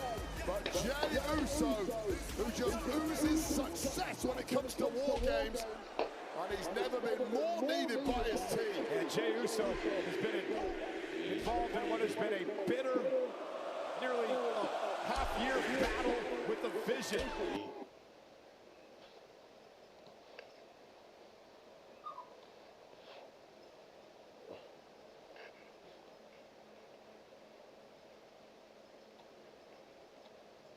Say this, we talk about the squabbles, the fractures within that team between Roman, Cody, and CM Punk. The voice of reason was Jey Uso. He was the man giving the pep talk to those top stars, saying, no, we've got to have each other's backs. Which is interesting, because Jey may be among some of the most conflicted in this matchup.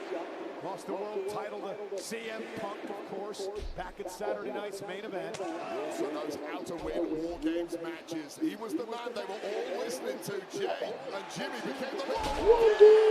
Speaking of the Dudleys, a 1D by the Usos! The greatest tag team of all time, and now doing their thing in War Games. And the complexion just changed. Yeah, you do like it. Oh, we're going to run it back a bit of an encore. Look at this place. 46,000 plus yeeting away. Oh, shot.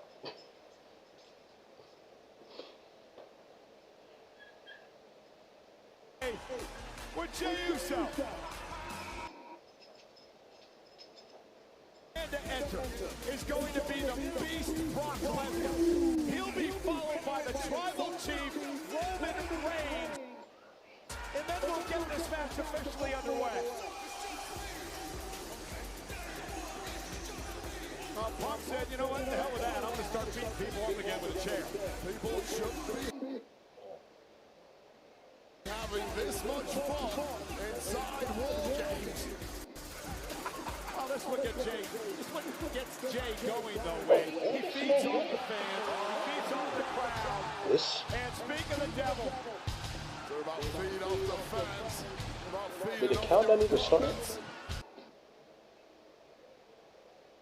Nah. Slip again, Bart. Slip again. Okay. Okay.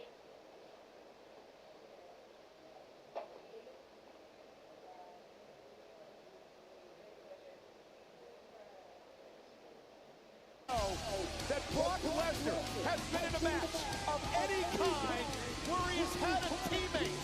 Lesnar always goes it alone. He's never in tag team competition, and tonight he's got to deal with 4 members of the same team. I'm not even fully convinced that Brock Lesnar cares who his partners are. He might just destroy everybody inside the War Games cage, and here we go. Oh yeah, Brock Lesnar. There's a German suplex. Heyman looks on, getting back into the front. Oh, into the good graces of Lesnar. Punk trying to fight back. It's Suplex City, folks. God, the presence alone just saps the strength of opponents. Acid dread pumping through your veins, knowing you're locked inside a cage with the beast incarnate. He is the most frightening man I've ever confronted. Encountered, I should say. Confronted, yeah, bad word. Nonetheless, Punk sent into the steel cage. Brock Lesnar has beaten the hell out of me on a number of occasions in my career. And this guy here, it's like getting hit with a bear paw when he hits you with the right hand. And then these suplexes just sending people around the ring. The mass of DNA purely designed to do one thing. Wage war. That is...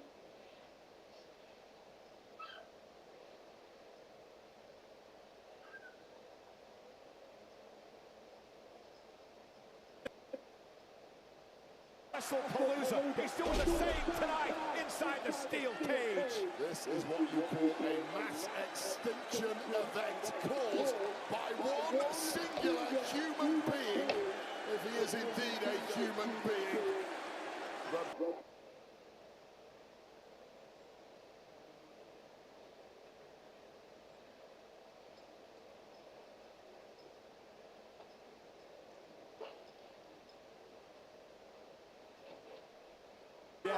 Now it's main event, Jey Uso.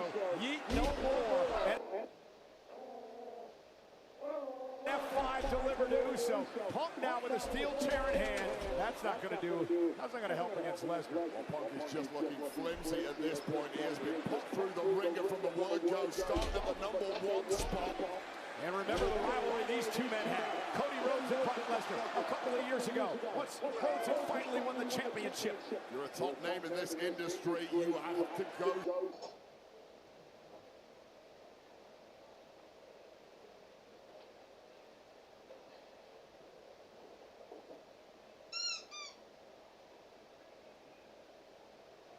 Being locked inside a cage with a grizzly bear. Human cheat code. And almost carried.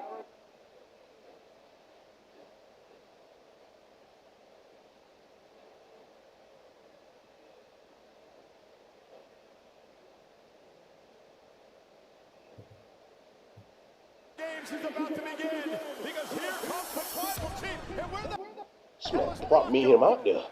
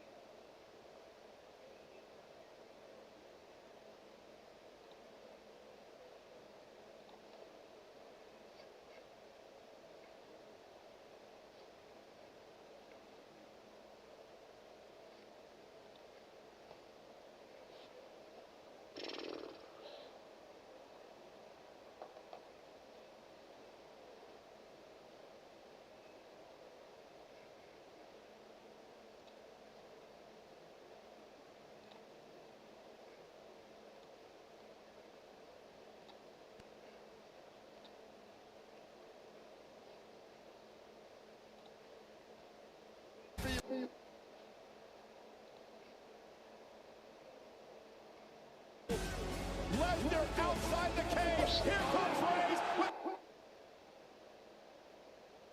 a Superman punch, and the fight is on. Two absolute time.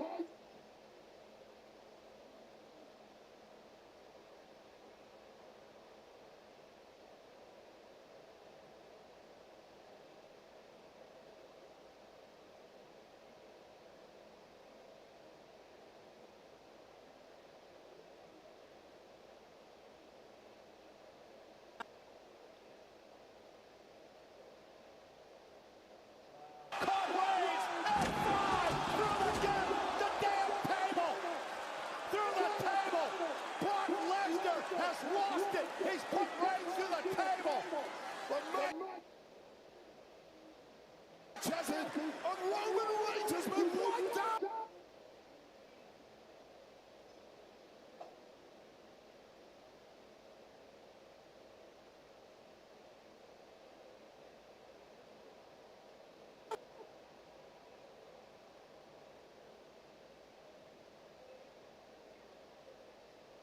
Reigns into the cage.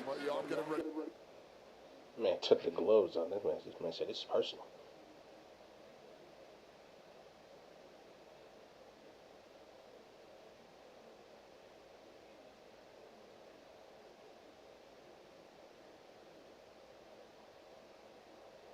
Reigns in the back of WrestleMania earlier this year. Roman Reigns came here tonight on a mission. What great strategy by Brock. Absolutely brilliant. Wipe out the great Roman Reigns before the bell rings. And now,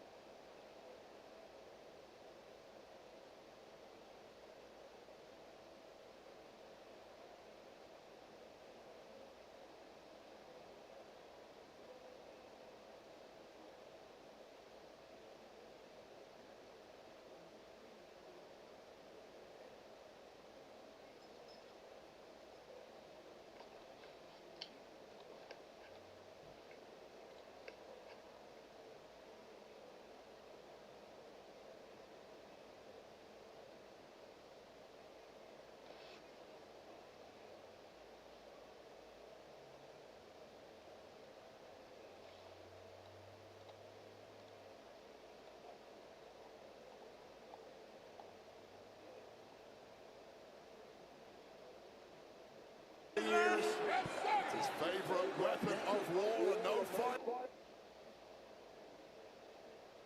Smack the brass knuckles.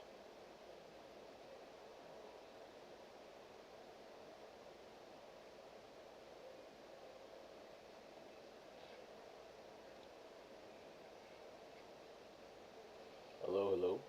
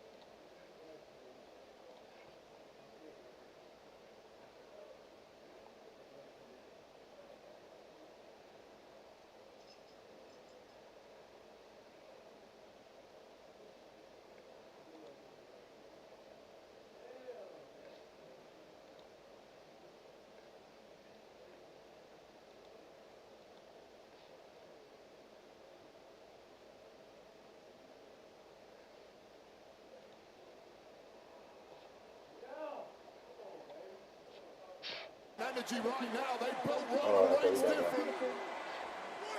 Just Smith in the spear jab. Holding Brock Lesnar onto his shoulder.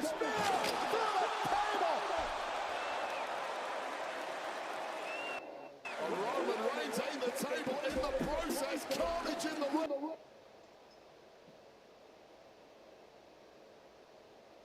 I thought he was about to spear jab first. I thought Brock was about to pull Jay in and have Roman spear him.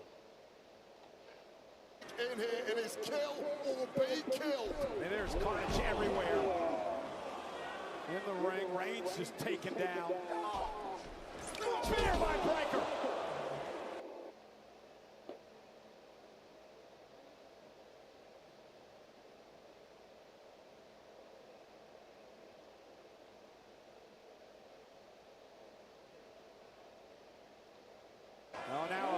We didn't see it, but McIntyre, we didn't see it on screen, but I noticed that McIntyre just delivered a low blow to Cody.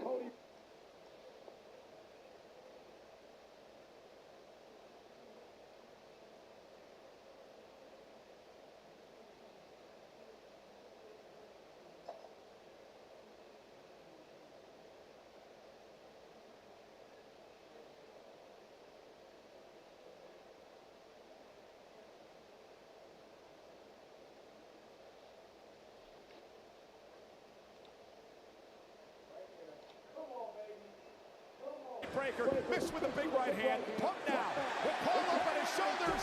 Going to sling Logan Paul. Cover by Punk for the win. Who is that?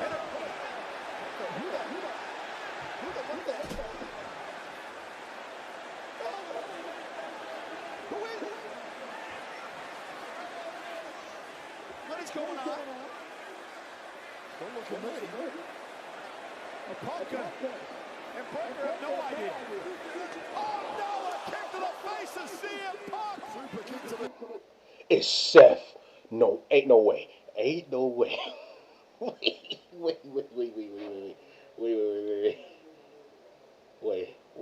There's no way he's back that quick.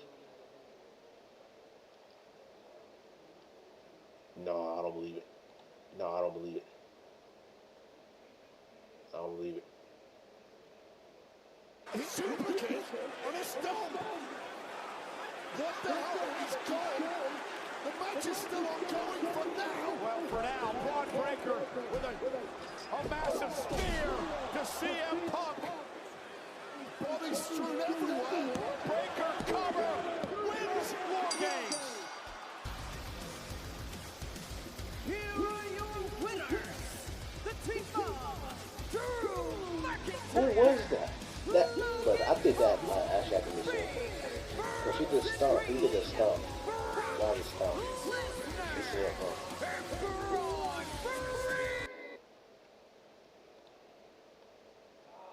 Nah, who? That has to be. But ultimately, Braun Breaker, the man who kicked this thing off, has won it for his team. Not only won it for his team, look who he pinned. And it must have felt so good for Braun Breaker, who looked wiped out earlier. Breaker pinned the world champion. And here is this strange situation. I mean, this is the key part of the match. It's a mystery man who is doing all the signature moves of one Seth freaking Rollins. Now, I know for a fact Seth Rollins has just had labral surgery on his shoulder. And surely that cannot be said. Well, I don't know. It didn't matter because Braun Breaker took advantage. And this right here for Braun Breaker, no matter how it happened, Braun Breaker has pinned the World Heavyweight Champion to win War Games.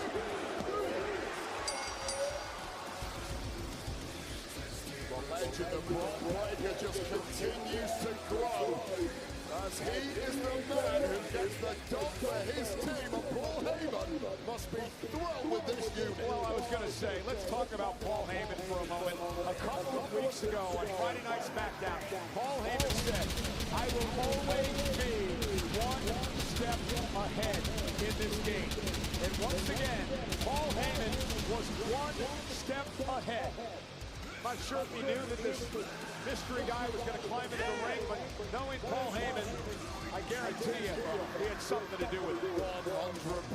The man does not make mistakes. The man has been at the top of this industry for 40 plus years now because he always backs the right horses. And he's not afraid to compete when you have certain... And think about what Heyman's team, the Vision and Logan Paul and Drew McIntyre and Brock Lesnar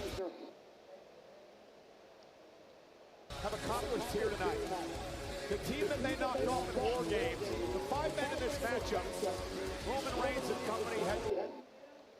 Disney will take my hands, I can't survive.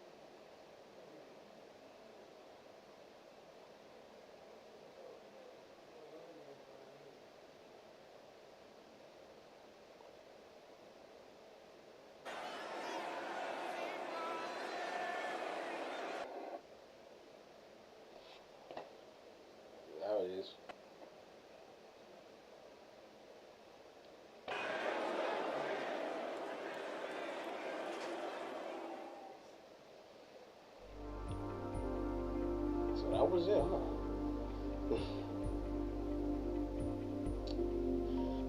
Alright, yeah. That was actually good. That was about almost 4 hours. That was about 4 hours, almost 4 hours. The post show about to start, but of course I'll let y'all watch the WWE. So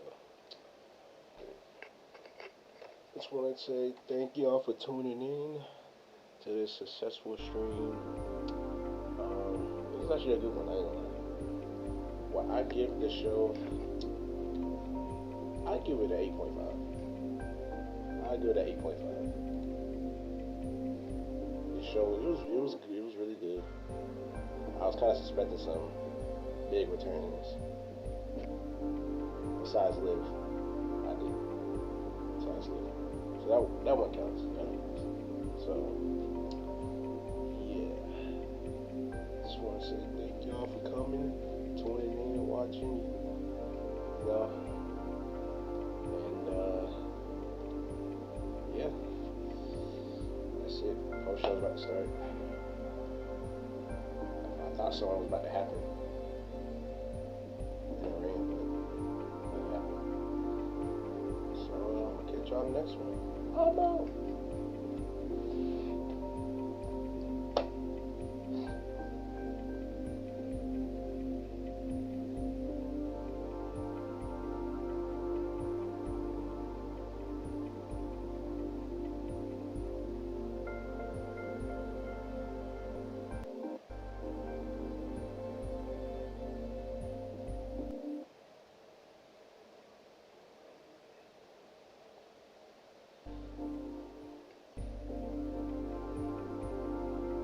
That's why I told him.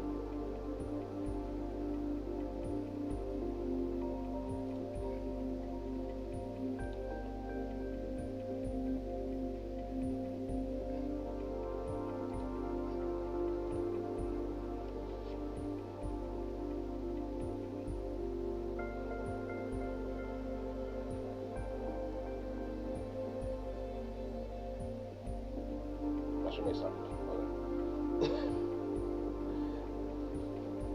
Stop the stream. Stop it. I'm still on.